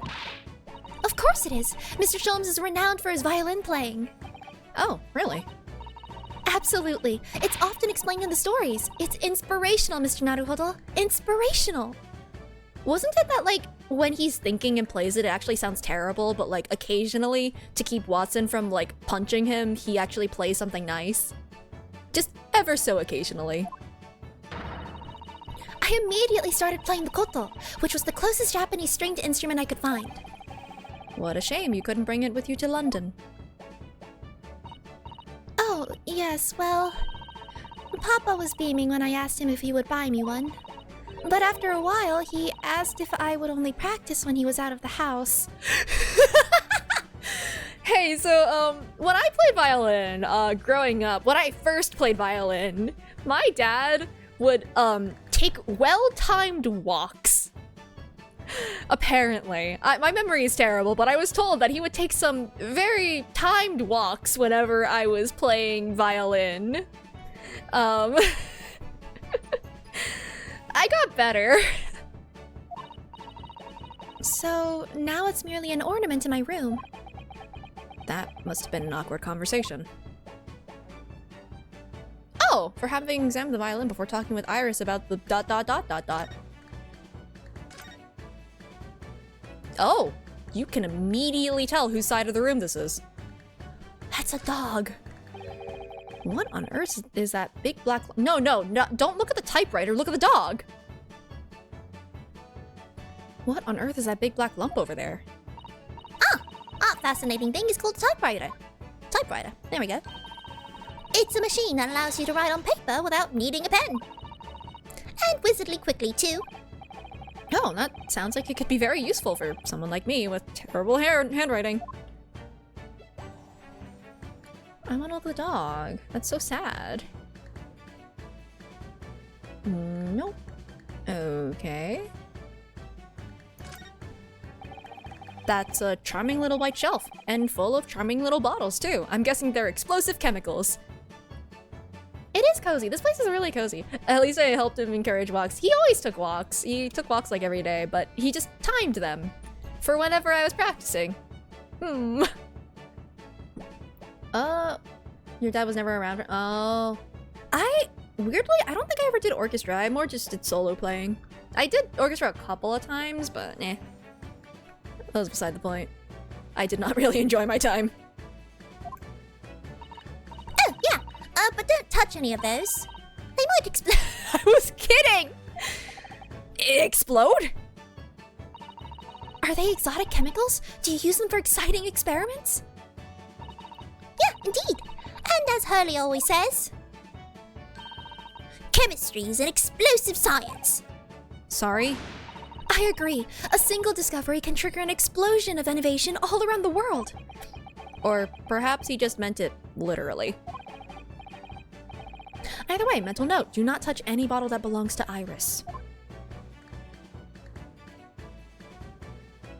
Practice trumpet when no one was around. That wasn't a coincidence. Are they making bombs? I mean, Iris made smoke grenades of military grade, so probably. There's probably actual bombs. Maybe it's in that teapot.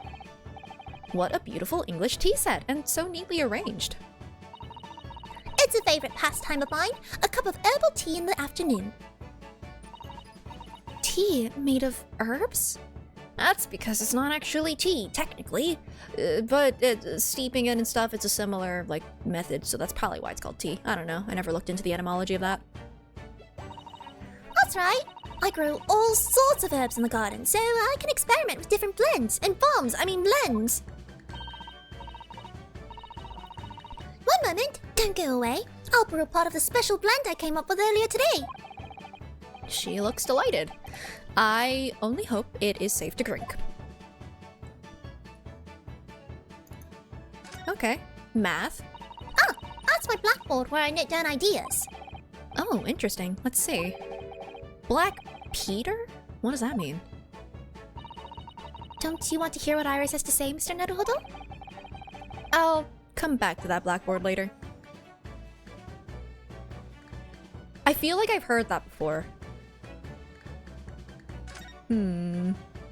Anyway, I should probably talk to Iris now. Wait! But Iris, don't you want to see this? Iris, could I show you this? Oh, how exciting! What is it? Tell me all about it! Oh, she is a delight. Oh, actually, I was hoping you might tell me something about it if anything comes to mind. Why would it? Well, no, I suppose it wouldn't. Tell me, I want to hear everything! This hasn't gone according to plan. Oh, that's probably just default for no matter what it is. There's no special dialogue for that. Okay. Hello, Iris. It was you that we ran into yesterday, wasn't it? At the Old Bailey? Yes, that's right. You were ever so helpful. Thank you so much. Oh, no, not at all. I'm so sorry we couldn't have been more welcoming. Though, at the time, we did have a rather large gun pointed at us. Oh, please don't. Like this? Oh, thinking back now, you left with Miss Lestrade in tow, didn't you? Oh, yeah, that awkward witness, Gina Lestrade. Oh, Ginny? Yeah, she's a professional pickpocket. So, we found out? It was very naughty of her to pinch my invention like that. Are you referring to that trial-disrupting gun-like contraption? Exactly. So I followed her, you see, to get it back. Perhaps I should think about fitting a self-destruct mechanism in my invention. So don't do that! If that had blown up in the courthouse, that would have been so bad. There's fire there already! They have to cast Fireball. Thank you for the follow. But like... Don't? This girl is a danger to society. Anyway, I brought Ginny back here after that, so she could apologize to my trusty technician. Sorry, your technician? Hurley, of course, silly. Hurley? Oh yeah. Yes, Herlock Sholmes. We live here together. Yes you did. This is a new statement, actually. I had no idea the great detective had such an, interesting young daughter. Daughter? Not likely. What? Let's be real, he's probably more likely to punt a child than raise one. Herlock Sholmes will show up eventually, right? I wouldn't call him Hurley if he was my father, would I? Well then, what is your relationship with Mr. Sholmes? Well, I expect you found out that lodgings of any kind in London are very expensive. So the solution is to share the cost with a partner, a roommate. Your roommates? I had one of those once upon a time. I hope you don't mind me asking, Iris, but how old are you? 10 at last this year. Well, what of your mother and father? Oh, no. They're not around. Oh, I see. Wonder what the story is there. Oh, thank you for the follow. Well, we know what happened to her dad! Oh, we know exactly what happened to her dad! He's not around anymore, that's true. I mean, I guess if you grew up around that type of quirkery, you probably get infected. Oh yes, there's something I must ask you. Of course. Go ahead, Susie. I am a very great fan of The Adventures of Herlock Sholmes, and... Oh, you have a copy of Rand's magazine? Yes, I read every issue. It's delivered all the way to Japan on a ship. Oh, this is so exciting! My stories are being read on the other side of the world! Oh, wow. You wrote them? My stories. That's right. Hurley's always solving such amazing cases, you see, and he tells me all about them. They really are quite fascinating. It would be such a shame if I was the only one who ever heard them, don't you think? Goodness. Last night, he was telling me all about a new case he just solved on a steamship traveling from a faraway land. So I was just in the middle of typing up the manuscript for the next issue before you came. So you are the author? Yes, I'll let you in on a secret if you like. I'm going to call the latest adventure The Speckled Band. The speckled band? That's certainly very familiar. Yep. Hey, how's it going, Iris? So, what'd you write about us? Of course, I always change one or two details and stories here and there. This time, I had the idea of making a venomous snake be the cause of all the trouble. Oh, so it's more in line with the stories that we know, like, from the original versions, huh? Oh, that was Mr. Sholmes' first thought as well, actually. Yes, and of course, I know that a snake might not be a credible fit for the facts of the case exactly, but it's a story. Some poetic license is justified to make it more thrilling, I think. Don't you? Ah, artistic license. So, do you mean to say it's not completely accurate? Are the stories about Mr. Sholmes that are published in Rand's magazine? All written by me, yes, on my wonderful and very modern typewriter. But all the stories I've ever read are written by a doctor of medicine, Dr. John H. Wilson. Susato-san's getting more and more worked up. Oh, yes, that's me. I mean, my name really is Wilson. But what about the doctor of medicine part? I have a PhD, actually. Oh, wait, actually? That's not true, too. I'm a doctor of medicine. No, at 10 years old? At 10 years old. Well, that's quite incredible. Is she just short, not young? No, she's 10. She said that she's 10. But Dr. Wilson is an English gentleman. Oh, yes. I did alter the setting slightly for the stories to be more compelling. Oh. Well, sounds a little strange, doesn't it? A great detective with a 10-year-old girl in tow. I suppose it does, yes. Especially one that's become a doctor at 10 years old. 5th grader, MD. I'd watch that episode of House. Poor Susato-san. She looks like her whole world is just fallen apart. But now she can get it autographed. About before, as Susato is just sitting there, world crumbling around her in shock. Yes? What's on your mind, Reno? Do tell me. Also, wasn't Wilson in the murder victim in the first case? Do they not remember this? I thought that they would remember this. In fact, if that's the case, then I'm even more confused why Susato wouldn't have recognized the murder victim from the first case.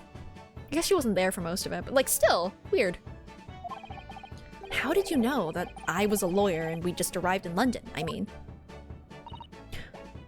Yes. Oh, and that we have a difficult trial tomorrow. How did you know all of that? What do you mean? You can be a gentleman and be a pink-haired young girl. Maybe. Kind of. Oh, that's what you mean. Please, tell us how you did it. Explain every detail. Of course, I'd be delighted. Although, there's really no mystery. Now, let's begin. Goggles. Iris Wilson is proud to present her... her logic and reasoning spectacular. Oh my god, wait, oh god, we've been sent to the Digimon universe! We've been digitized. Wait, what are those things in his pocket? Ticket? First of all, I knew already that you were a lawyer, Runo. After all, I met you yesterday at the Old Bailey in the defendant's antechamber. But you also said that we'd only just arrived in London. How did you know that? Oh! Okay, so okay, that actually was a ticket, alright. I observed a passport and travel ticket protruding from your breast pocket. Oh. So I was reasonably confident that you must have only just arrived in the country. Why did you keep it on you? And on top of that... Dracula! You accepted a case against that particular prosecutor, telling me you were unaware of London's court affairs. She's gonna be incredibly terrifying when she grows up. I want to play the... Hey, why does Susato have a stamp on her hand? That's a weird detail that I feel like is gonna come into play later. Maybe. Regardless, I'd play that game. I'd play that sequel. Although there is a sequel to this game. Not her, though. The Reaper of the Bailey. I walked right into that one, didn't I? Oh, never mind. It is immediately going to come into play. Then I noticed a red ink stamp on the back of Susie's hand. You were given that when you visited the local prison to meet with the suspect, weren't you? Earlier today. Ah. They use those stamps to keep a close eye on comings and goings, you see. It's like going to a theme park. Ah, yes, instead of Six Flags, it's meeting with the suspect who's slowly losing their sanity in a very musty and dank dungeon prison. Oof, that's sad. I didn't realize. And a red stamp is only used for people visiting foreign inmates. So, that told me that even though you had only yesterday concluded the trial of Magnus McGilded, the two of you had already had cause to visit a foreign inmate at a local prison.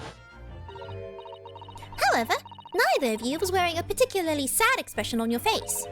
So, I concluded that the prisoner was unlikely to be a friend or a relative. That led me to believe that you must have accepted a new case. I see. But how could you have known that the trial is tomorrow? Well, having barely been home a few hours yesterday, Hurley solved yet another case. It obviously amused him. He told me that he caught a Japanese man who was bawling and trembling. A Japanese man? Well, clearly that must have been. He's just pointing, like, just breaking the fourth wall, like, yep, that guy. Mr. Natsume. Iris spinoff will be more Batman. Honestly, oh my god, that would be so fun, genuinely. Now, Bruno has that fancy Japanese sword. And I think your outfit is called a kimono, isn't it, Susie? Well, anyway, it was clear to me that you both came from Japan yourselves. So, I put two and two together and decided you must be defending the Japanese man Hurley caught. And there was only one conclusion those facts could lead me to. You both came here to ask Hurley about the case. Dang! He already solved it? Let's be real, he probably did. I don't doubt that he already did. Anyway. And there's a note on the mantelpiece that says the man's trial will be tomorrow. Hurley is always stabbing his notes with a knife, you know. He is silly. Wow, so that was his doing. And that's all there was to it, really. Thank you for listening. I'm Iris Wilson, and that was one of my great deductions. Dang. That is impressive. Well, was it a winner? Were my deductions correct? Yeah, they were spot on. That was amazing, Iris. Truly a great deduction. You even managed the certain something of Mr. Sholmes' delivery. And you pulled out his theme song. Oh, well, I was just copying Hurley's style for that. This is really very good news. You could tell us all about the case involving the Japanese man. You will, won't you, Iris? Please? Yeah, the chicken quip on the boat lives rent-free in my head, too. He's amazingly funny. It's fine. He was collecting evidence, probably. But, yeah.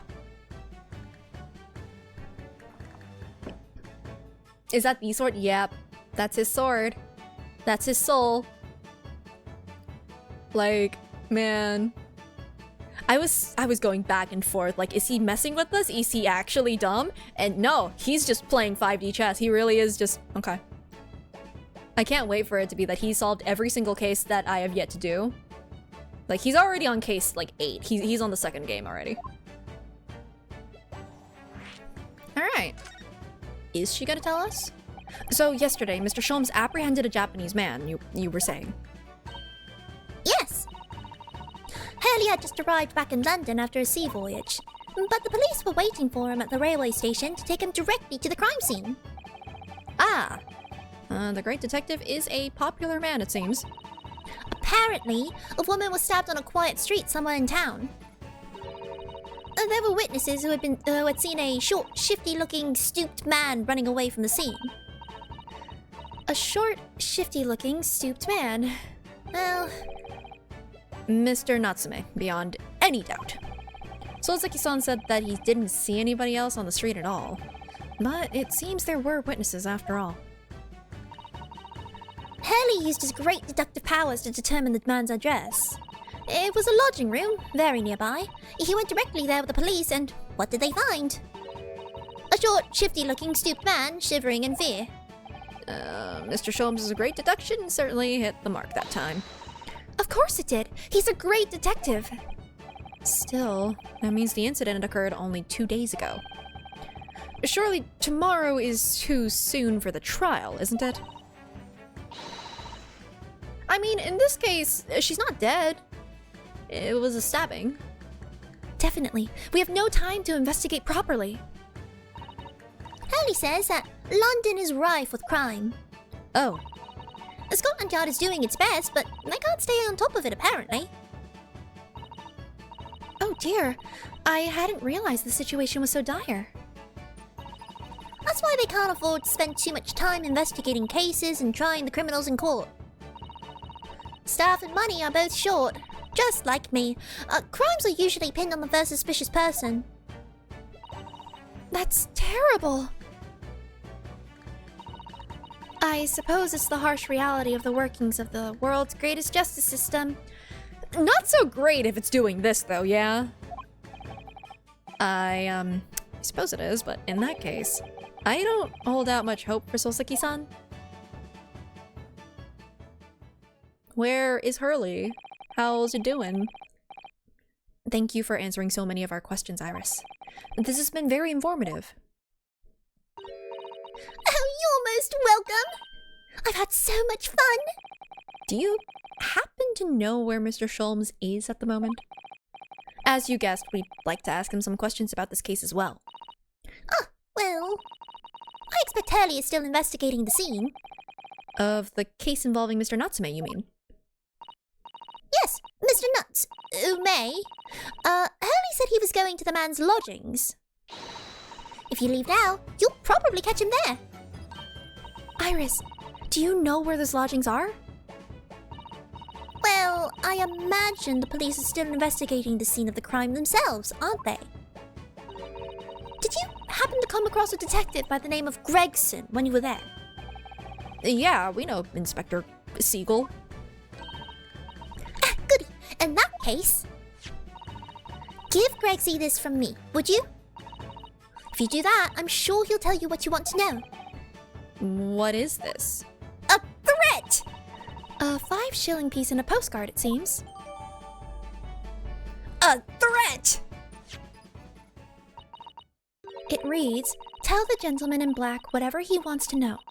I trust that won't be a problem." Gosh, this will make the inspector help us, will it? It's either a bribe or a threat. Let's go. Well, thank you, Iris. We'll give it a try.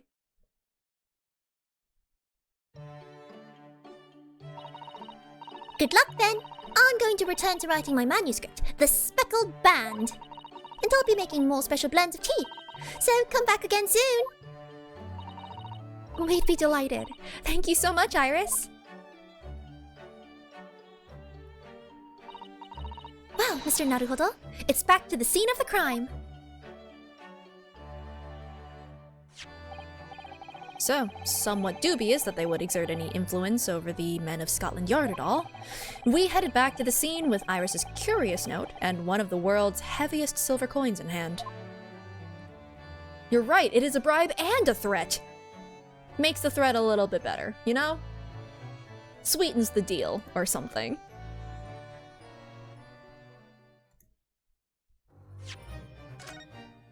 Alright.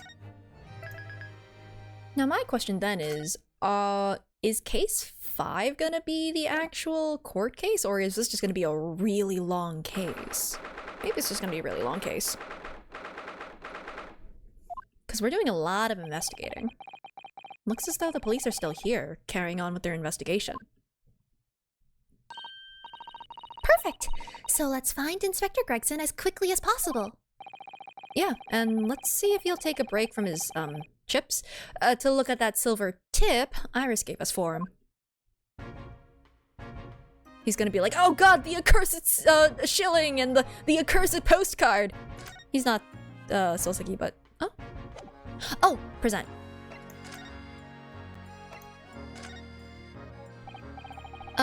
Inspector Gregson, do you have a moment? I already gave him the badge. He was unimpressed. Sorry to say I don't. I'm a very busy man. Much too busy to talk to a pair of foreign gadabouts, that's for sure. We have these for you. A present from Miss Iris Wilson. What? For me? From Her ladyship? Hello? Her ladyship? Get that here at once. Come on, hand it over. That's for me. Don't wait for me to give it to you, will you? No, not Sip. She's 10! Oh, a fan of the... Right, that's true. He did initially like the Herlock Sholmes stories, right? So, because of that, then he might just be a fan of her work. Even if it is causing him grief now. What was that coin exactly? It's a silver crown, obviously, but it's a lot more than that. No, that's fair. It's an appearance fee, that's what it is. An appearance fee? Oh, I see. You mean... A bribe? Wait. That's right, for the adventures of Herlock Sholmes. Her ladyship always offers me a little financial reward for featuring me, every time. Ah, that's why you haven't, like, complained too much about being shown in there. You are actually getting rewarded for this. Yes, of course. I know all about your exploits, Inspector. I read them avidly. Of course, using my name without my say-so does make me the butt of a lot of unpleasant jokes, but still. I am sorry, Inspector. That must be difficult for you. Never you mind that. So, what do you want to know then, eh? Sorry? Tell the gentleman in black whatever he wants to know. I trust that won't be a problem, it says. Well, obviously it's not a problem. Go on, fire away. What do you want to know? Without the say-so. Exactly. It's okay, we have her say-so. Well, if you wouldn't mind, Inspector, we'd very much like to know the address of Mr. Natsume's lodgings. Ah, little knife-wielding, mustached Japanese fellow. Lives in a right old hovel. It's just over there. Wait, it's the one that's bricked up! Look. On the first floor of that house, on the corner where that wreck of a bicycle's propped up. Oh, that poor man. That is nearby indeed. If I remember rightly, the landlord is a Mr. John Garadeb. Garadeb? Garadeb? What on earth is that a play on words of? Right, well... If you see her again, you make sure you give her ladyship my regards, you hear? I mean it, you tell her that Gregson sends his very best wishes and wants to appear in more stories. Don't worry, Inspector, we will. Goodbye for now, then. And long live her ladyship. This is probably the reason that even though Scotland Yard hates Sholmes, he still gets to come along. It's because Iris is giving, telling them to let him in. Well, at least he told us what we wanted to know before he left. Yeah, so then shall we go and see what we can find in Mr. Natsume's lodgings? Definitely. Cool. Now, let's go.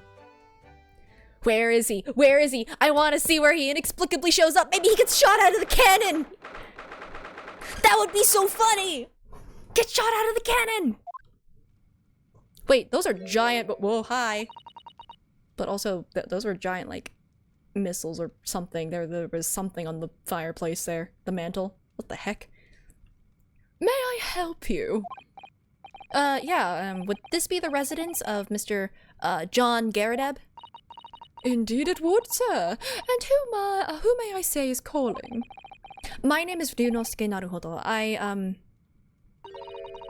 Mr. Naruhodo is representing Mr. Soseki Natsume. Oh, that's so weird to say. Mr. Natsume Soseki. I believe he takes lodgings here? Ooh! We would very much like to ask him some questions about our client. Ooh, hello. One moment, please.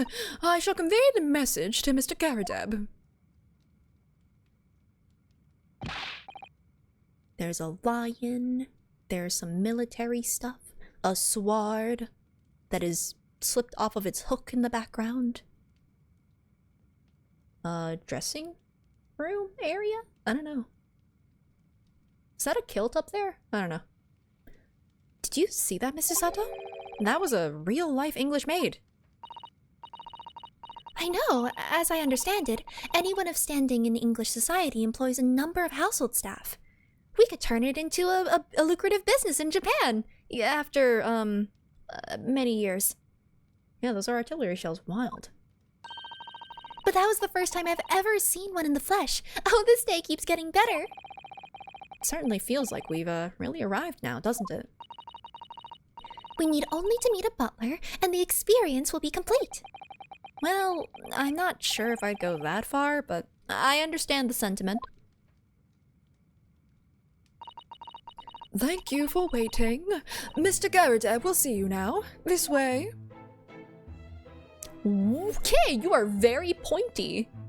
You look like a crescent moon. Huh. Well, I'm gonna take a look around. What is up with this cannon? That's a full-sized cannon. What is it doing in here? Oh my, it's real! I thought it might be a replica. That old thing? Bah, that's a little more than a toy. Sorry? The army was selling it off when I retired, so I decided to give it a new home. Never knew when the enemy might attack next. Jolly useful to have a cannon about the house. Why are you stirring your tea with a pipe? Don't drink the tobacco? Really? It isn't overkill? Be prepared, as I always say. You never know what this twisted world is going to throw at you next, boy. Do you think there may be trouble brewing, Mr. Garadeb? Always is. Take Joan here. Never fails to have a clean apron in reserve. Dries them over the barrel, you see. They dry very well on the cannon there, Joan tells me. Which rather proves my point, I feel. It's been reduced to a drying rack. No wonder the huge cannon looks like it's hanging its head in shame. Dang. F. He wants his tobacco to have some tea flavor. Well, that's fair. I think? I'm not sure. I notice you have a pile of books here, Mr. Garrett. I love how I've decided to not, introduce myself. I'm just going around looking at his stuff. Do you enjoy reading? No, it's just for display. Ever experienced a London winter, boy? The nights are long. No better way to pass the time than in front of the fire with a jolly good book. Oh, there's a copy of Ranced magazine here, I see. No doubt Mr. Garadeb enjoys the adventures of Sherlock Holmes, too. The great detective has a great many followers, it would seem. Let's see. Mr. Gyarados. That uniform looks fairly ancient, doesn't it? It's clearly been well looked after, though. That old thing? Pah, not much better than rags, really. Oh? Wore that ceremonial garb at my retirement bash, you know. But I'm not one for dwelling on the past, me. Would have gladly thrown it out, but you know how it is. Anyway, it doesn't hurt to have the odd piece of memorabilia lying around, does it? Oh, I see. Perhaps we should leave the past in the past. Can I look at the sword that's falling off the... Okay, nope. Are those mortar shells? They're enormous! I hadn't noticed. What are they doing here? Ah, those old things. Couple of little rounds I accidentally fired into the barracks during training, you know. Become a bit of a colorful regiment folklore, that incident. You mean you deliberately hunted out the spent shells? Well, I wouldn't say deliberately, exactly. They're only scrap iron after all, usually just thrown away, I believe. But you never know when things might come in useful, do you? Oh, you're a hoarder. Useful for what, exactly? You could fire it out of a cannon if you wanted. Yeah, yes, well. Joan here did manage to knock one of the bally things on my foot the other day while she was dusting. Oh no! I hadn't shed a tear since 1869 before then, you know. Maybe reconsider throwing them away?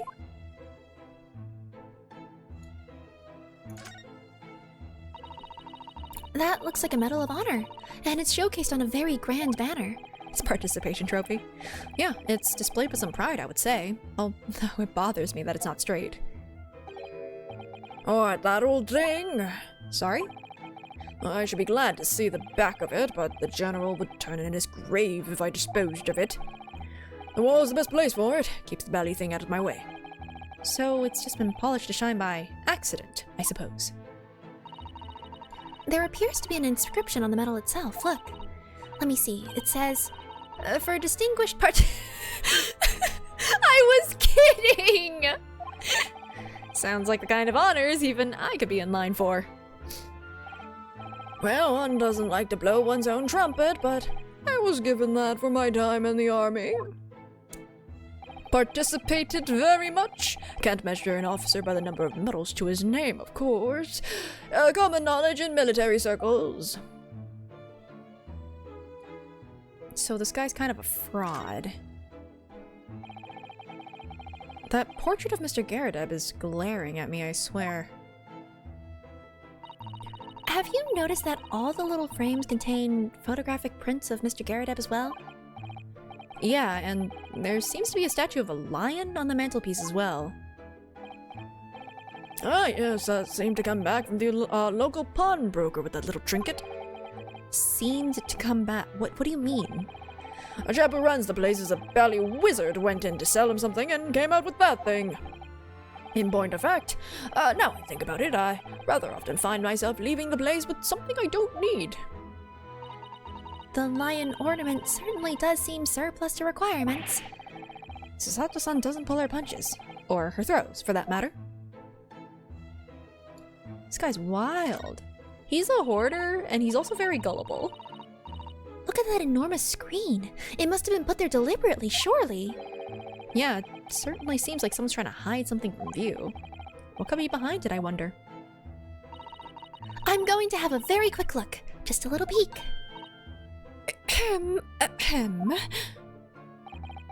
Maybe let's not, Mr. Sato. I think the maid is going to head us off with a cup of tea.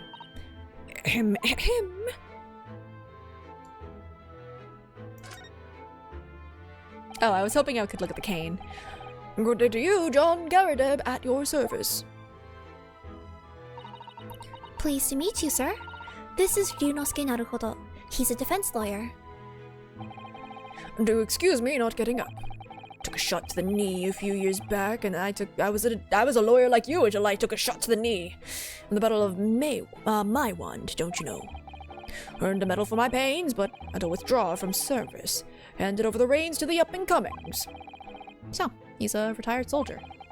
It's a hell of a job getting up and down stairs now, I can tell you. Don't get out much, as you can imagine. Yeah, it's quite a climb up here to the second floor, isn't it? I was panting at the top of the stairs. You really must take more exercise, Mr. Naruhodo. Oh, do you think so? Well, Mr. Garadeb, no doubt you were very courageous to earn yourself a medal. Participation trophy. Oh, it was nothing. The medal's just a folderol, really. Wouldn't like to offend the general, though, so I grudgingly displayed it on the wall. Why don't you fetch it down, Joan? Let these good people see it properly. Oh, she's tilting herself. Oh my god! God darn it all! Dash it all, woman! Be careful! Oh, dearie me! I do beg your pardon, sir. You jolly nearly took the skin off my hands! I shall be more careful, sir. So anyway, there you have it, living the quiet life now. Yeah. I see. Now then, I hear you want to know about the old chap lodging downstairs, is that right? Yes, we would be very grateful if you could answer some questions for us. I'd rather talk to Sholmes, but Only too pleased, naturally, especially if it helps to keep the peace here in Blighty. We've forged an alliance with the Empire of Japan recently, as I'm sure you're aware. So this case is very much in the public eye, as it were. oh, Is it? Even had some famous detective poking around, you know, in this old house, would you believe? Yes, Mr. Herlock Sholmes. Could have been. Didn't catch the chap's name. Not really my cup of tea, all that detective business. Needs more tobacco in it. Oh, but you have a copy of Rand's magazine here, so... No. Anyway, the chap's investigating the foreigner's room as we speak. so he's in Soseki-san's room. It's a bally nuisance is what it is. The whole neighborhood's twitching its curtains now. Is Sholmes here? No, we're talking to a crescent moon fraud of a man. I want to see Sholmes. I don't like all this fuss, it's jolly unsettling. Okay, first I'm gonna go back to exploring the room because there's still a little bit I've missed. Whoa, what's up with the stuff on the right? Oh, look! What a wonderful collection of cakes lined up on that gleaming silver cake stand. Lined up? It looks more like someone has half demolished them to me. Afternoon tea is the time of indulgence, you know. It is quite the English way. It is Mr. Garadeb's custom to take 2 cakes with his tea. That sounds delightful. Oh, wait a minute though. There are at least 10 cakes on this cake stand. Well, naturally, it would never do to waste the leftovers. So, whatever Mr. Garadeb doesn't eat, I say to myself, Joan, you shall have to tidy up. How magnanimous of you. What's that on the ground? A candle or something? It looks like a candle. Yeah, it's the candle from here. This old candle holder looks a little out of place here, wouldn't you say? Yeah, you're right. It's clearly supposed to be gold, but it's almost completely black for some reason. Was it charred? That's weird. That old thing is just a cheap piece of ironmongery, gimcrack really. Oh. Used it when I was studying, don't you know, for my commission. I know it's old, hardly worth hanging on to, really, but, well, still has its uses sometimes. Of course. Does everything in this room have some elaborate story behind it? They're memories, Mr. Naruhodo. Memories. I don't have any of those. Look at this crockery on display here. It's rather unusual, isn't it? Oh my, a genuine London dresser. Isn't it delightful? Although the shelves seem to be broken and the crockery is, oh dear, it's in pieces. It really is. Word cracked wouldn't do that chinaware justice. I wonder... Perhaps the cannon was fired at it. Yeah, probably something like that, but let's not delve too deeply here. Okay. Window. This window looks out over Briar Road, where the young woman was attacked. Oh yeah, I can make out the policeman on the far side of the road investigating the crime scene. So these were the witnesses, weren't they? The glass is rather murky, isn't it? You can't see very clearly. Does this thing open at all, I wonder? I shouldn't underestimate the bitterness of a London winter, sir. Sorry? As soon as you open that window, the tea will freeze in the pot. No Londoner would go opening windows at dusk in the middle of winter, I assure you. Seems very unlikely that these two would have seen anything of the incident then. If they're the witnesses, I'm gonna eat my hat. Which, haha, I'm not wearing a hat. Oh, I have to talk to you this way. Okay. Mr. Natsume then, Mr. Garadeb? Please, do tell us. Yes, the Japanese chap only been lodging here for a week. Oh. Huh. 1 week? He seemed like he was stuck here forever.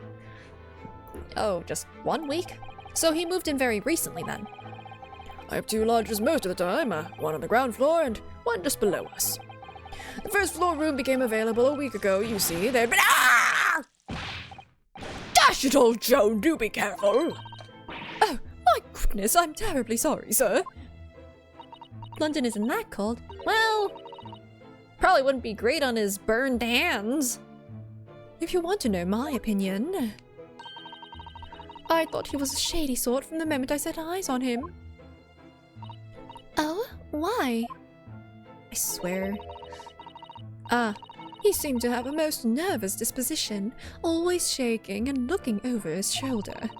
The man had shady written across his sweat-soaked brow, if you ask me. I said to myself, Joan, that man is trouble. Sooner or later, he's going to do something untoward. And I'm rarely wrong about anything. We won't be calling this maid as a witness, that's for sure. Was there anything else that struck you as suspicious about the man at all? Yes, oh yes, indeed there was. And she's dying to tell us. Had you noticed anything else at all about your lodger, Mr. Natsume? Oh my word, yes, the man was shadier than an orchard. An orchard? I guess because of the trees, huh? Could you elaborate on your, choice of, expression? Nah. Well, take the man's room, absolutely stuffed full of books it is, more than anyone can ever read. And he never so much as passes the time of day with another living soul. I haven't seen a single visitor call. And he just trots off to that old bookshop every single day, and comes back at 5 to light the gas fire.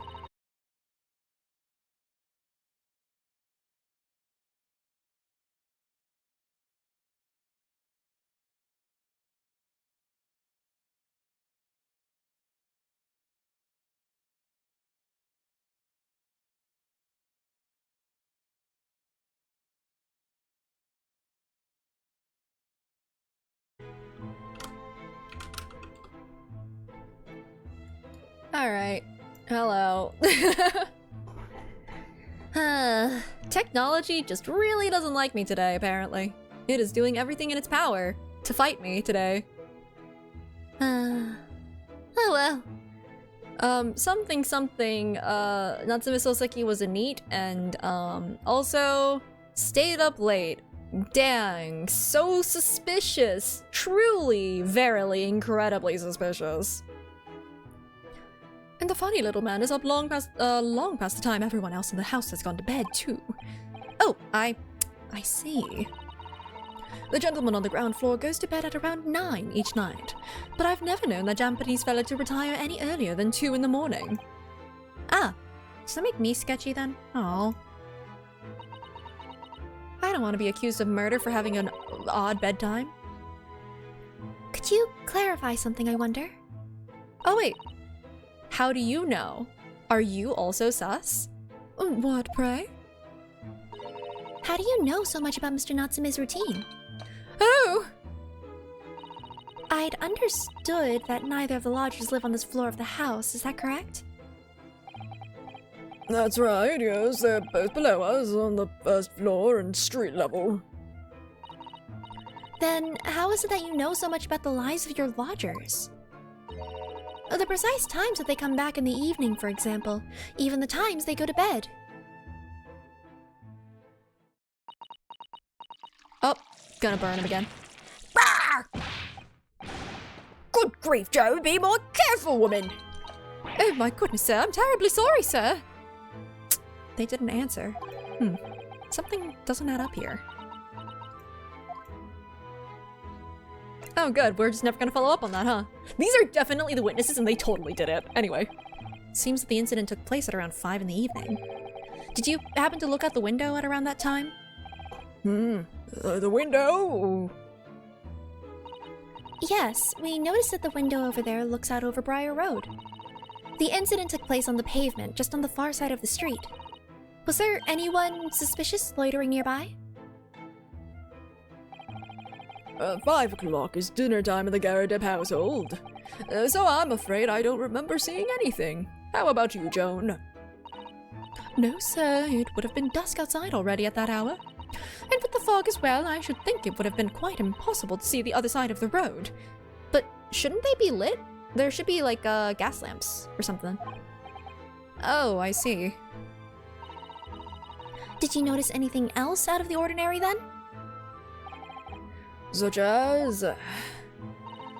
Anything at all? Even if it seems unrelated. well... Yes, was there Something then? It's nothing particularly significant, but... Ah! For the love of God, Joan! Watch what you're doing! I'm gonna see what he said. At around that sort of time and here, there. Oh, dearie me, what have I done? I'm awfully sorry, sir. Oh, shoot. I have a... Twitch is telling me to get out! No! That's what Blippi was doing too, probably! Yeah! I will hydrate, though. I am going to keep going until I see Sholmes again! Anyway, I will be right back.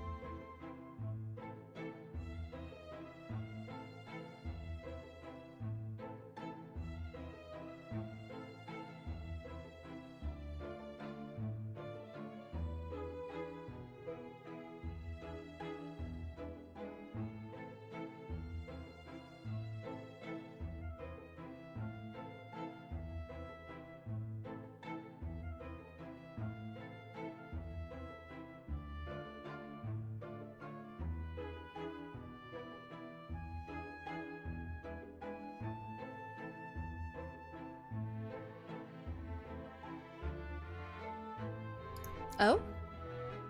Hello? Stream limit on auto. Yeah, there is.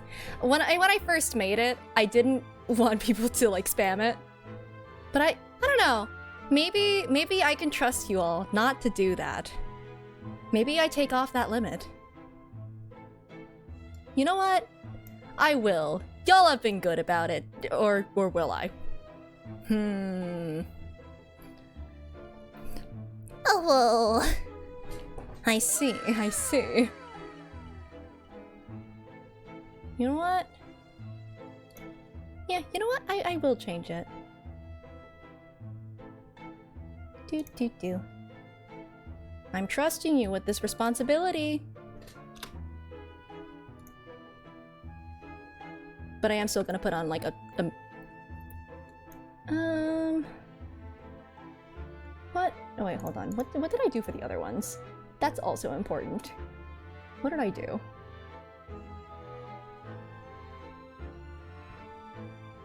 Wait, did I put this limit on all of them? I think this is on all of them. Apparently I put a limit on all of them. I can do minutes instead. That does mean that you guys won't be able to spam them back to back though, to team up.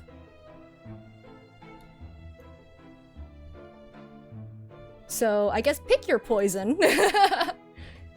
I'll let you guys decide. Anyway, back to trying to come on, Sherlock. Oh, Sherlock Holmes. Heck, I keep calling him by his proper name. Yeah, cooldown. So it's just kind of a, would you like to have more than one per stream, or would you prefer to be able to spam it at me? Like if you collectively decided to? Okay. Hold on. The maid has decided that she's going to obstruct justice. I don't know, it feels like she's conveniently pouring tea on this guy whenever he wants to tell us something useful. Yeah, so, I don't know. Anyway. Do be more careful, woman! Of course, sir. If I may, Mr. Narrow Hollow. Okay. Oh. Yes? I have an exceedingly good memory, and as far as I remember, nothing of any significance took place here at that hour. Nothing at all. I don't believe you! Yeah, it happens every time she wants to change the topic, and it's pretty heavy-handed, and I don't know why he doesn't call her out on this. Oh, really? Mr. Oh, he's very gullible. Mr. Garadab? The way you were talking before, it sounded rather like there might have been. Oh, well, as I was saying, it was just a trifling matter, really, nothing of— Joan Dashidol, what is the matter with you, woman? She's obstructing justice. Begging your pardon, sir. Nothing happened. Yeah, quite. Nothing happened. We sat down to a quiet, uneventful meal. Joan?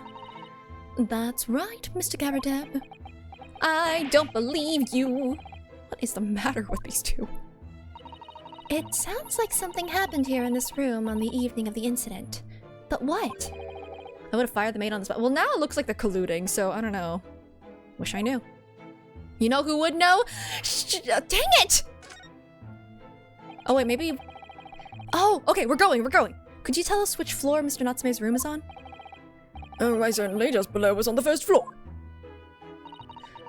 And Mr. Sholmes is investigating there, even as we speak? Yes, told me not his name and asked him to look into the matter, so I gave him the key. Mr. Natsume has engaged in Mr. Sholmes' services? He probably lied. Is the maid's headband supposed to look like a sun, so the sun-moon thing? Oh, shoot! You might have a point there. That is a blatant lie. Oh, yeah. Honestly, maybe. Sun and moon. Huh. Would it be alright if we also had a look around in Mr. Natsume's room? I mean. Don't see why not. It's just down one flight of stairs.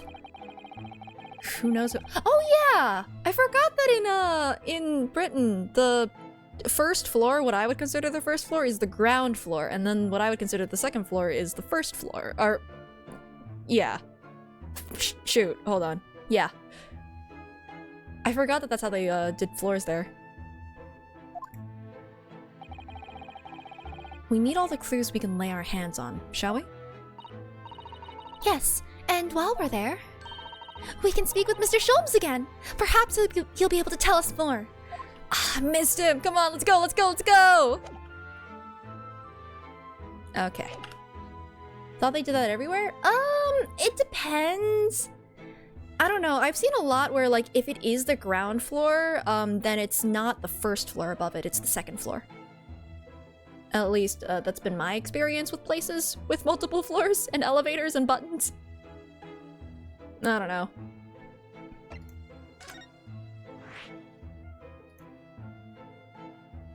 Let's see.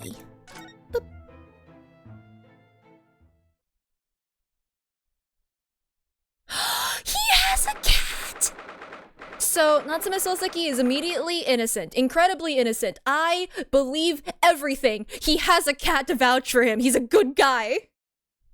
His only friend is the cat, isn't it?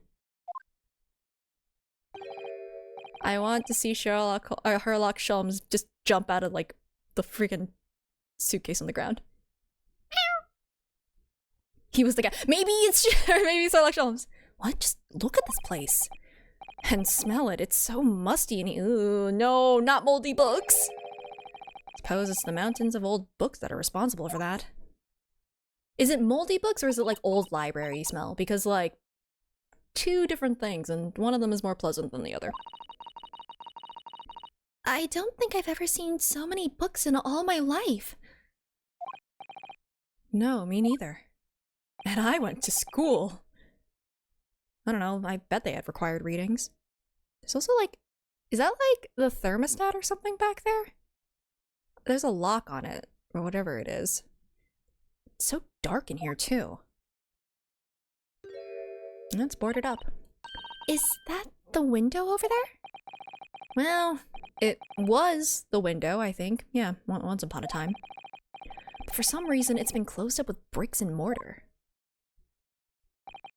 So, this is where Mr. Natsume lives. By the way, I haven't spotted Mr. Sholmes anywhere, have you? What is natural light? I don't know.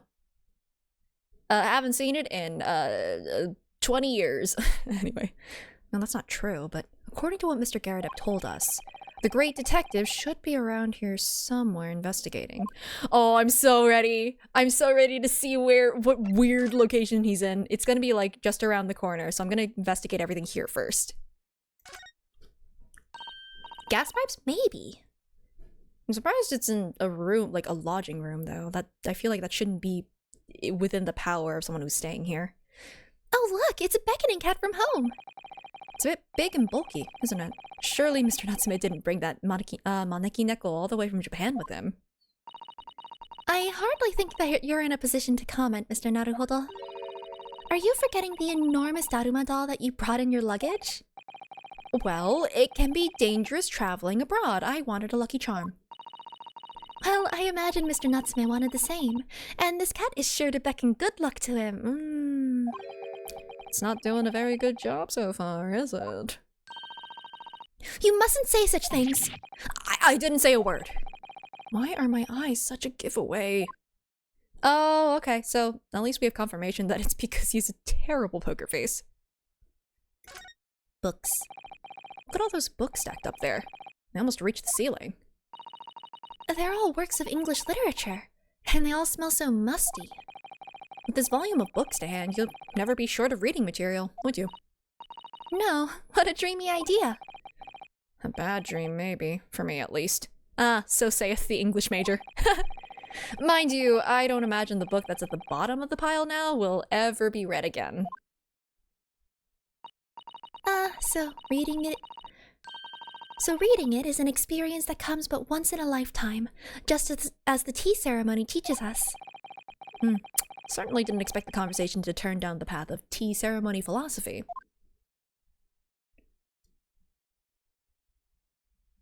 Can we? Oh, we can look at this. This appears to be some sort of meter on the wall here. Looks very robust. Yeah, at this point I think he's just bought the bookstore and has turned his lodgings into the bookstore. Minus the store part. Wonder what it's for. There's a slot for inserting coins in here too. Huh. I believe that is a gas meter, Mr. Naruhodo. A gas meter? Yes, it seems there is piped gas in this district, which consumers pay for by putting coins in the meter. Oh, so does every lodging have one of these? So if we were to put a gas in the slot, we'd get a coin in return. If we were to put a coin in the slot. It's a store in the sense that he stores books. Oh shoot, you're right. It's a bookstore. That would be enough gas to use the lights in the gas fire for the whole night. So if you're too poor to have a coin, you'd have to spend the night in the dark and freezing cold? That's right. As would a rich man who only carried crisp white notes. London is a scary place. Oh, I can't look at the bag. Okay. I was expecting that. I will look at the cat, don't worry. Look at all these balls of paper on the floor. There are notes scrawled all over them, in English. Looks like the waste paper basket is so full, they've just fallen out. I think Mr. Natsume must have been deeply immersed in his research, don't you? Or deeply averse to tidying up his messes. I wouldn't like to speculate which is closer to the truth. That desk seems to be wedged into a crevasse between the mountains of books on either side. I suppose Mr. Natsume would sit there and read while stroking his cat. But surrounded on all sides by those towering old tomes, surely he dreamt of books every night as well. Yes, he must have done, mustn't he? Oh, what's this? It's a receipt from a secondhand bookshop. Your books. Your books. Oh yeah, Mr. Natsume's name is on it, look. And the date of purchase, 2 days ago at 4:45 p.m. That's the day of the incident. And 5 p.m. was supposedly, allegedly, dinner time. That's just a short while before he was embroiled in the terrible attack. He must have been on his way back from buying some old books. Aha! Evidence! Cat. I will look at the cat last. That's not you. Could you even call this a window? I think so. It was a window at one time, after all. Although all that remains is a frame around some bricks now. So really, it's just a wall then, isn't it? But why would anyone deliberately brick it up like that?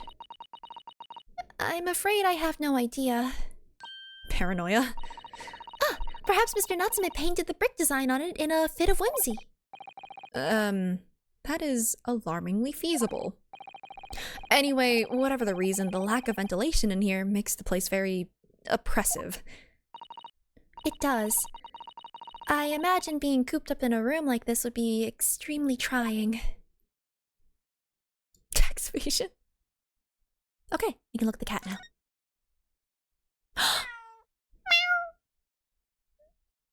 Oh, big stretch. Oh, goodbye.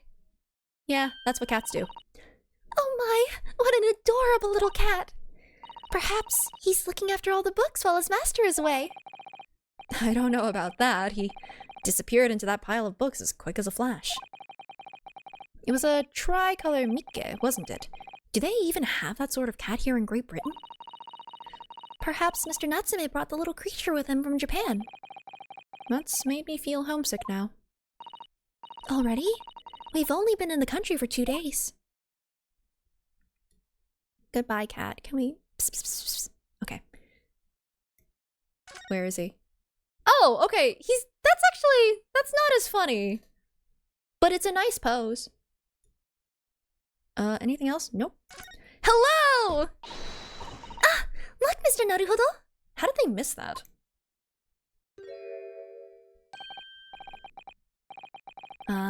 There he is. Oh yeah, he was on the ship for a while. Where did he appear from? You just didn't look around, honestly. He seems like he's been sitting there. He seems to be engrossed in the pages of an old book. I hope you won't mind if we disturb him. Hello? Mr. Sholmes? Oh, hi! Oh, wow, blitzed over here. Faster than the cat. Ah, you two, good day! Now, let me see. Where was it that we met? Oh, Mr. Sholmes! We were together on the SS Budia. Yes, of course, the Budia! He knows. And let me see, what happened on that voyage? It was Kazuma Asuki. He died, tragically. But you were a great help to us. Oh, he's definitely gonna cuff him immediately. Ah, yes, but of course, the case of Mr. Asugi. It was the one with the snake, wasn't it? Oh. Well, you seem to remember something of it, at least. What an honor to be remembered vaguely by the great Herlock Sholmes. This is Mr... Oh, no, my dear madam, hold your tongue! I pride myself on my superior powers of recollection. Your names are safely recorded in my brain attic. He's doing this on purpose! He is absolutely doing this on purpose! Miss Naruhodo. And Mr. Susai. No, he's... There was no way for him to remember both of those names and then just misattribute it. And Mr. Susato. Try the other way around, Mr. Sholmes. I lose the first round. God, he's so funny. In truth, I had hoped to invite you both to my Baker Street suite the day we arrived in London. But some Scotland Yarders ambushed me at the railway station and whisked me away to a crime scene. It was an entirely trivial case, of course. I solved the matter in no more than 30 minutes. Oh yeah, he solved it, and that's why he's still investigating. Truly, verily. Come on, guys, you can pick that up. So, they apprehended Soseki-san in that short an amount of time. I'm afraid the pursuance of a new case has dulled my recollection of my past involvements a little. A little? It is a mistake to think that one's brain attic has elastic walls and can distend to any extent. This guy has a whole library's worth of adventures. This is just New Game Plus. Okay, if you were to New Game Plus your life, I feel like I would act pretty quirky too if I knew it was gonna happen. I do my best to forget useless facts lest they should elbow out the useful ones. Yes, those are my own words of inimitable wisdom, you know, from an adventure entitled A Study in Scarlet. Please, there's no need to quote yourself. I don't always remember my pearls of wisdom, but fortunately my associate pens them beautifully. He means Iris, I suppose. Mr. Sholmes, we have some extremely important questions to ask you about the trivial case you just mentioned. Goodness, what an earnest expression! My dear madam, I should be only too pleased, and this murky room is an apt place to discuss the murky case. Is it because of the murky windows and how they definitely did not actually see anything? Can I show you this? What would you say to this? Okay, he doesn't, it's generic. Mr. Naruhodo, please! Despite aspersions to the contrary, I am a professional. If I am to unleash my detective powers on that trinket, I must ask for a sum of £3 in cash. I don't need you to make any deductions about it. I was just wondering if you might know. Mr. Naruhodo, as a professional, I insist that if I am to offer my opinion on that trinket, I must ask for a sum of £3 in cash.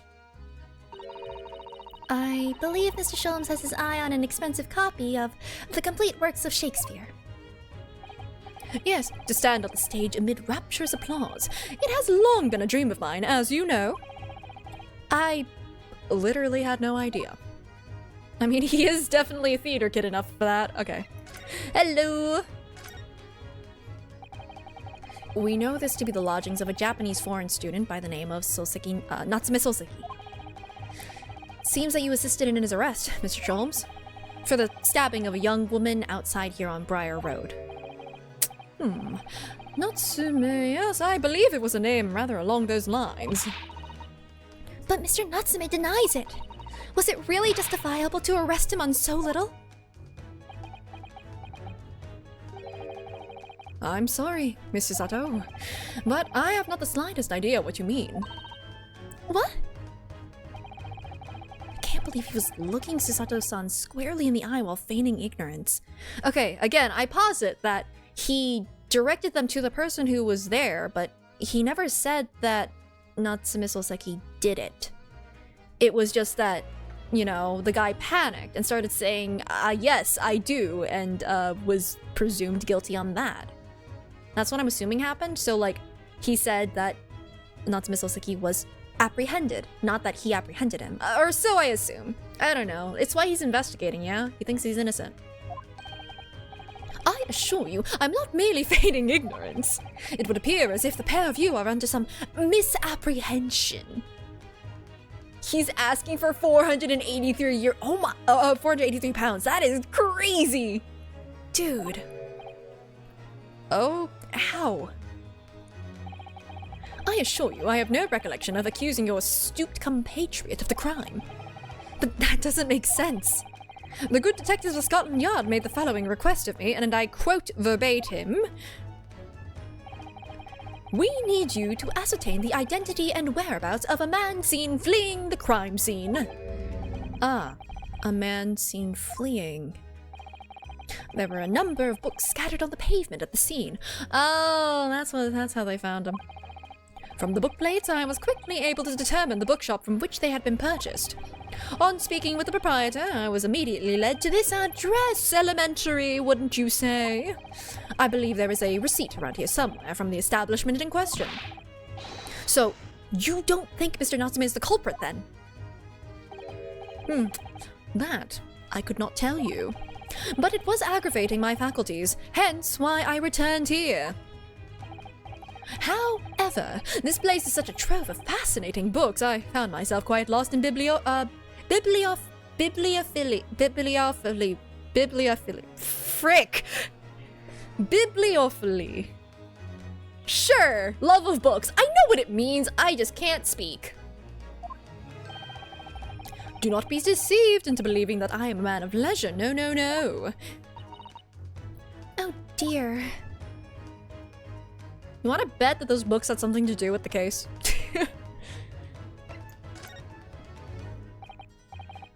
Tell me. Have you encountered the landlord of these lodgings? Yeah, Mr. Garadeb, a retired military man. Donde está biblioteca? It was the first time I've ever met a soldier from the Great British Institution that is the services. And it was the first time I've ever met a maid from the Great British Institution that is service. Clever. I didn't think it was that funny. I thought it was entertaining. I do apologize. As you may well be aware, many households in London employ a maid. Yes, I read as much in my Great Britain primer.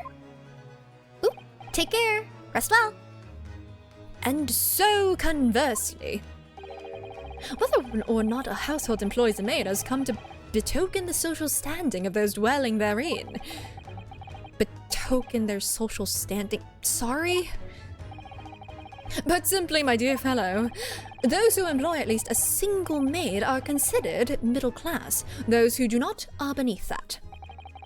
In the upper echelons of society, of course, households employ enough staff to constitute a large family. Goodness, how extraordinary. As you can appreciate, for those on the precarious boundary between the middle and lower classes, being able to afford just one maid is of the first importance. Ooh, is that why she's such a bad maid and keeps burning his hands? Because it's all for keeping up appearances? Tracks with the whole, framing a participation award. I had no idea. And it is for precisely that reason that I find great stimulation in the situation upstairs. Specifically in the retired army veteran, Mr. John Garadeb. Oh? Affable as he is, the fellow is hiding something. Whether or not it imposes on the circumstances of this case, I am as yet unable to ascertain. I am thoroughly lost on what he means to say. I'm gonna reread it because my brain just kind of blipped a little bit. Blippies in my brain now, in my brain attic. Makes sense. Wherever there's an attic, there's a blippy. Okay, yeah, no, I think he's just saying that, he's probably just faking his social standing. That's fair. And also exactly what I said earlier. This room is thoroughly suffocating for the soul, my dear fellow. I assure you, any man whose lot is to dwell in a place such as this will stab somebody sooner or later. Later. Mr. Natsume has stabbed no one. But sooner or later, as I said. I don't believe that's the issue here. About this dark little room, Mr. Sholmes? Why is there no longer a window? Do you have any idea? No window? Well, I mean, I can clearly see that there is a window of sorts. But it's been completely blocked with bricks. Ah, I see. The answer to that question is quite simple. Window tax. Oh shoot, wait, someone brought that up earlier! Right? There's a tax for having too many windows? Huh! Didn't expect that to actually come into play. Window tax? What is that? Yeah. Surely not a tax on windows. Precisely that. Oh my goodness! Until relatively recently, a tax was levied on households in this country by the number of their windows. Those of lesser means, having inherited a sizable and costly family home perhaps, rapidly closed windows up. So again, it's coming to the conclusion that the guy upstairs is faking his social standing in social class. Economic class. While the rich opened windows here, there, and everywhere. In an effort to curry favor with those in power by furnishing them with large sums of tax money. How awful and unjust! Forcing people to live in rooms devoid of light? Yeah, I think that's like an actual torture method. Indeed, disease was rife as a result. So, some 40 years ago, or thereabouts, the window tax was abolished. But its legacy remains, as you can see, in squalid lodgings such as these, for example. I suppose Mr. Natsume's stipend for living here in London isn't very generous, perhaps. It would appear so. I've done a little digging and discovered that these lodgings were offered at an extraordinarily low price. Because the room is so awful, I should think. Apparently, Mr. Natsume only moved in here about 1 week ago. Yes, that's correct. However, I don't believe the low rent is explained by the shabby nature of the accommodation. Oh? Still, that is of little relevance here. A matter not worthy of further attention. Are you sure? I'm curious now. Well, it's not relevant. You can be curious about it all you want. Could be relevant later, but I'm pretty sure we figured that out. Well, I believe I've told you all I can now. Thank you, Mr. Sholmes. Yes, Mr. Naruhodo. Was it not your intention to become a practitioner of law? You remembered that, did you? Wow, it's almost like he didn't delete us from his memory. Will you perhaps be offering your services in this very matter, I wonder? And to the occupant of this room, Mr. Natsume, was it? And wow, unlike every other person involved in this case, you said his name correctly. I'm not sure. Not sure?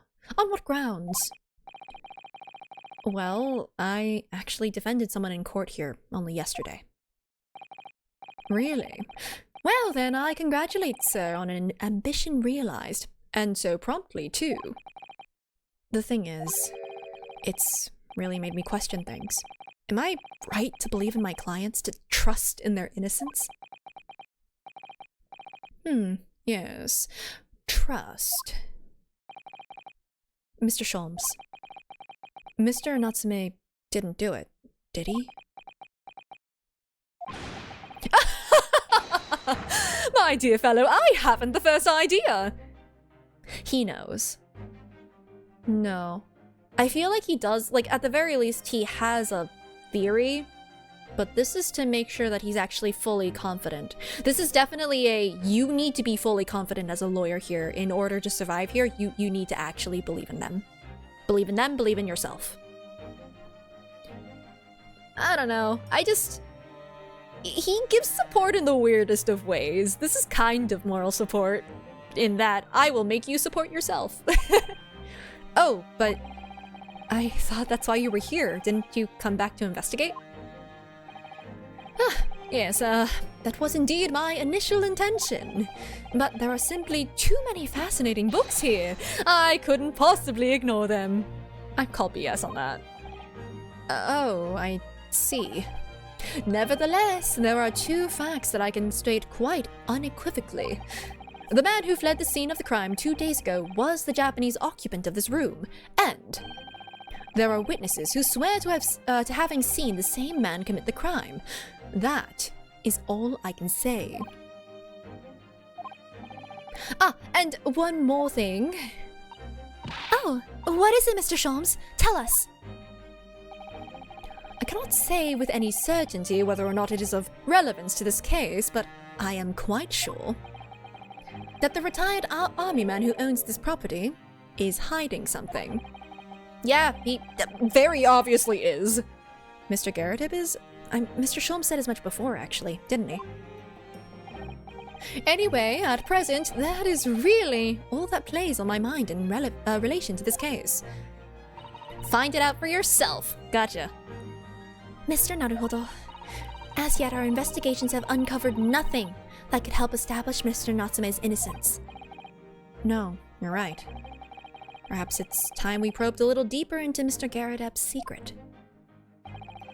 Just remember, I cannot be sure whether the landlord's secret will prove to be of relevance or not. But I wish you every success, of course, Mr. Naruhodo. A busy man indeed. He's gone back to his book in the corner of the room. He's definitely watching us from his peripheral. I don't know. I just have an inkling. Or maybe he is reading it, I don't know. そう、なるほどね. Does he have anything else to say? Excuse me, Mr. Sholmes? Yeah, so true. To be or not to be... Is he reading Shakespeare? That is indeed the question, Mr. Naruhodo. Okay. To be or not to be, brushed off. That is the question. And the answer is all too clear. Let's leave Mr. Sholmes in peace, shall we? No! We're leaving him! Anyway, I think this is a good stopping place for today. I really want to finish this case, but I can't be here for the next, 4 hours, which is what I assume is gonna happen. Oof. So... No! I need to eat food at some point! I need sustenance eventually.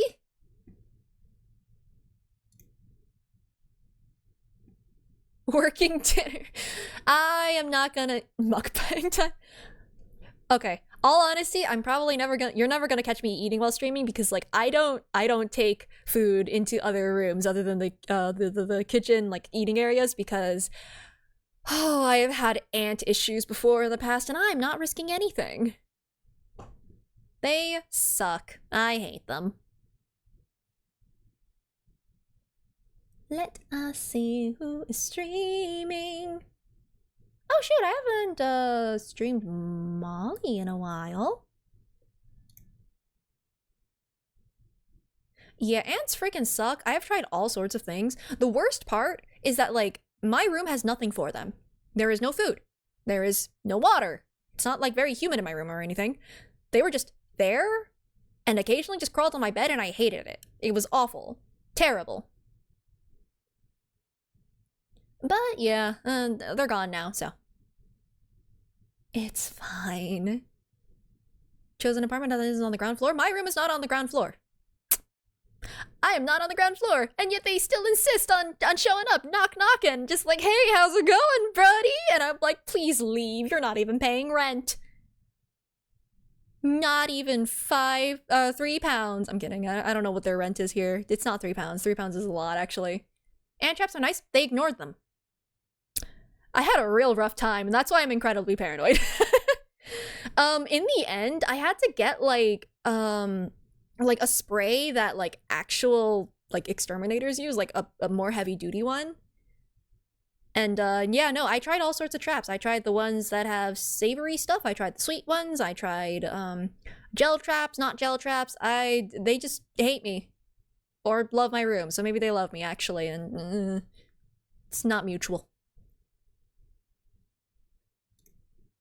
Okay, we raid Molly. And I do not forget my end screen. But yeah, Molly, fellow voice actor, fellow friend, 14 enthusiast as well. But yeah. Thank you guys for hanging out. Oh, it is so well, actually, it's not silent on the end screen. Haha. And I'll be back on Friday for more of this. Man, I really want to keep playing it. It's just really fun, actually. I really like Great Ace Attorney a lot. Partially because of the music. The music is really good. And yeah, I think I have said all I wanted to say. Walking out of stream, waddling like Inspector Seagull. Gotta make sure you grab your endless cone of fish and chips. Okay, Twitch. Yes, people are saying goodbye. You don't need to click that. Oh my god. Okay, that's a little annoying, I won't lie. But it's fine. Fish and cone. Fish and cone in a pile of chips. That doesn't sound very pleasant at all. Molly and No! Because she's a fish! Don't do it! Don't do it! But yeah. Yeah, enjoy your dinner, enjoy your day, and shoot. Thanks again and take care. See y'all on Friday. Hopefully tech issues won't destroy me. Bye!